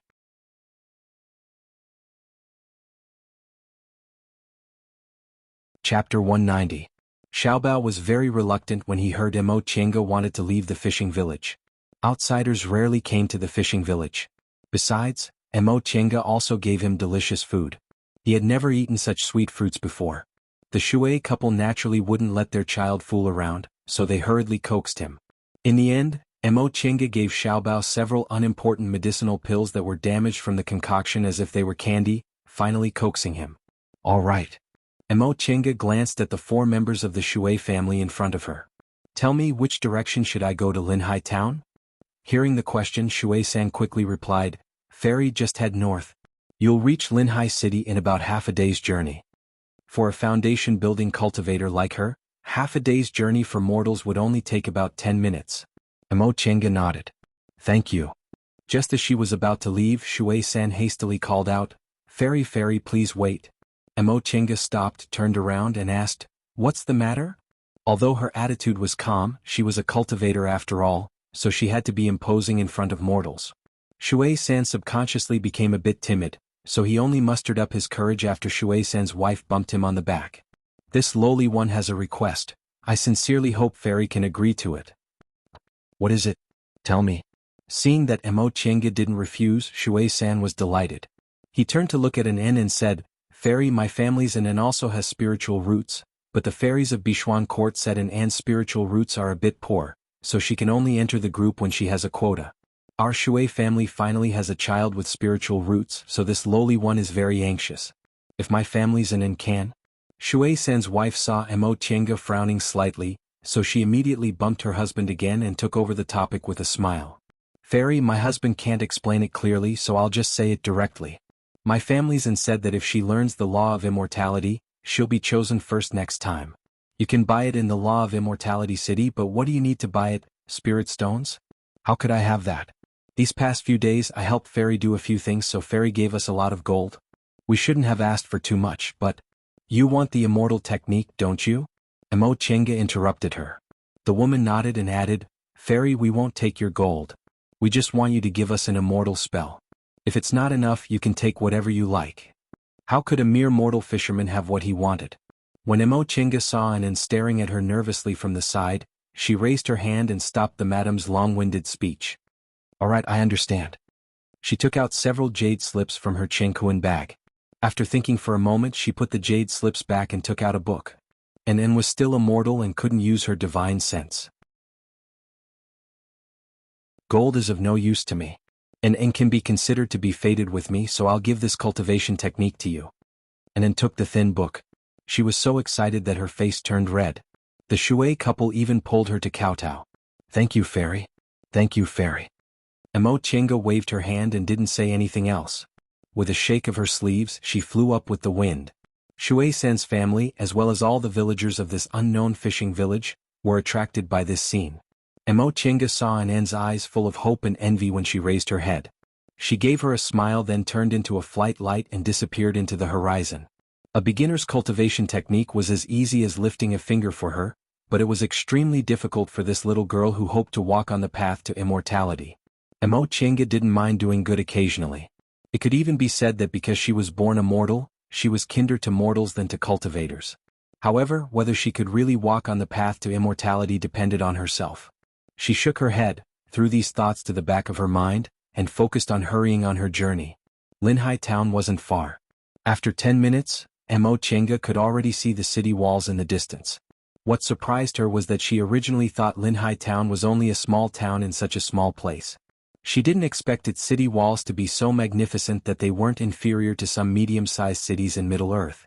What surprised her even more was that as soon as she approached Linhai town, her cloud-treading boots seemed to go out of control. It seemed there was a flight restriction laid in the town. After thinking for a while, Mo Chinga landed outside the town and walked towards Linhai town on foot. It was noon, so there were only a few people going in and out of the town gate. There was only one soldier guarding the gate. He stood at the gate, leaning against the wall and dozing off, not caring about other people going in. Mo Chinga felt a bit strange. Didn't this Linhai town have no country? Why did it have soldiers? But the strangest thing was yet to come. Just as she was about to enter the town, the dozing soldier glanced at her in a daze and immediately woke up. He rubbed his eyes and ran to stop her. Soon after, the soldier respectfully saluted her and said, "Fairy, please wait." Mo Chinga raised her eyebrows and asked, "How did you know I'm a cultivator?" Her question made the soldier even more surprised. He blurted out, "Fairy, aren't you an immortal from Linhai?" Mo Chinga frowned but didn't answer. The doubts in her heart grew stronger. Seeing her unsightly expression, the soldier hastily said, "Fairy, please calm down. Immortals from Linhai all know we can distinguish mortals from immortals. Fairy doesn't seem to know, so I guessed Fairy isn't from Linhai." Mo Chinga nodded. "I'm indeed a foreign cultivator who came here by accident." "Why did you stop me? Could it be that Linhai town doesn't allow outsiders to enter?" The soldier waved his hand repeatedly. "Fairy, you misunderstood. There's no such thing. Our Linhai town is supported by master immortals and fairies, so how could we not allow Fairy to enter the town?" "Then why are you," the soldier explained, "individual cultivators from Linhai have to register in the register before entering the town, so Fairy, please leave your name." Mo Chinga felt a bit displeased. Linhai town's rules were really strict. She'd been to many places, but none of them dared to have such rules for cultivators. Cultivators hated being controlled the most. Not to mention that they had to leave their names in order to enter the town, which really made people feel conflicted. Upon seeing Mo Chinga's expression, the soldier explained, "Fairy, this is a rule set by the fairies of Bishuan Court. I'm just a mortal, so I'm only following orders. So if I don't leave my name, I can't enter the town?" Mo Chinga cast him a cold glance. Although she wasn't tall, the soldier couldn't help but feel a bit shorter in front of the aura a cultivator unconsciously emitted. Nevertheless, he still persisted and said, "I'm sorry, Fairy, these are the rules." Mo Chinga was now certain that the flying restriction over Linhai town was also set up by Bishuan Court. Apparently, Bishuan Court's influence in this area of the sea was extraordinary. Not only did it control a town, but it also controlled the individual cultivators in the vicinity. Mo Chinga thought for a moment, then said with a cold expression, "Where do you want me to leave my name?" The soldier was afraid of angering an immortal. Although he was working for Bishuan Court, an immortal like him couldn't afford to offend any immortal. Upon hearing what Mo Chinga said, he was delighted. He took a register from the side and handed it to her. "Fairy, please leave your name here." Mo Chinga flipped open the thick register. She saw many names written on it, and she clearly remembered when they entered and when they left. Without pausing, she took the pen the soldier handed her and wrote down the 3 words Yi Xiaotian in the blank space. She then threw the pen back and said, "Is this okay?" The soldier nodded repeatedly. It's okay. Fairy, please come in." Mo Chinga didn't say anything more and walked into the town. After she entered the town, the soldier carefully recorded her name. Yi Xiaotian, female, cultivation level unknown, entered the town at noon on the 20th of August. Mo Chinga felt quite unhappy. She originally had a bad impression of Bishuan Court because of the 3 female Bishuan Court disciples she met in Ziwei's Immortals Cave, but now her impression of Bishuan Court was even worse. Although Bishuan Court was the only cultivation group here, controlling other cultivators like this was really too overbearing. In Kunwu, not to mention a small cultivation group like Bishuan Court, even big cultivation groups like Tiandao Sect and Shenqing School never asked people to register their names in the towns at the foot of the mountain. Even in some private towns, the most they'd do was ask about someone's background and issue them an identification card. They'd never allow a mortal to record the comings and goings of cultivators like this. However, the fact that Bishuan Court dared to do this showed that they were very powerful. If she was in Kunwu, she wouldn't have to enter the town, but here, this was the only big town. If she didn't want to have a falling out with Bishuan Court, she could only register her name. Mo Chinga helplessly made this choice and entered the town. In any case, her name was fake and Yi Xiaotian didn't have any reputation, so it didn't matter if she told others. However, this matter gave her an idea. Bishuan Court was so overbearing. What if she cut off her path of retreat when she asked them for a passage? She was alone now. No matter how bad Bishuan Court was, they still had several core formation cultivators. That being the case, she might as well make some inquiries and ask others about Bishuan Court's situation in the Eastern Sea.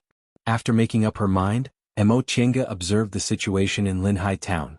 If she didn't know about it in advance, she really wouldn't have expected Linhai town to be in such a desolate place like the coast of the Eastern Sea.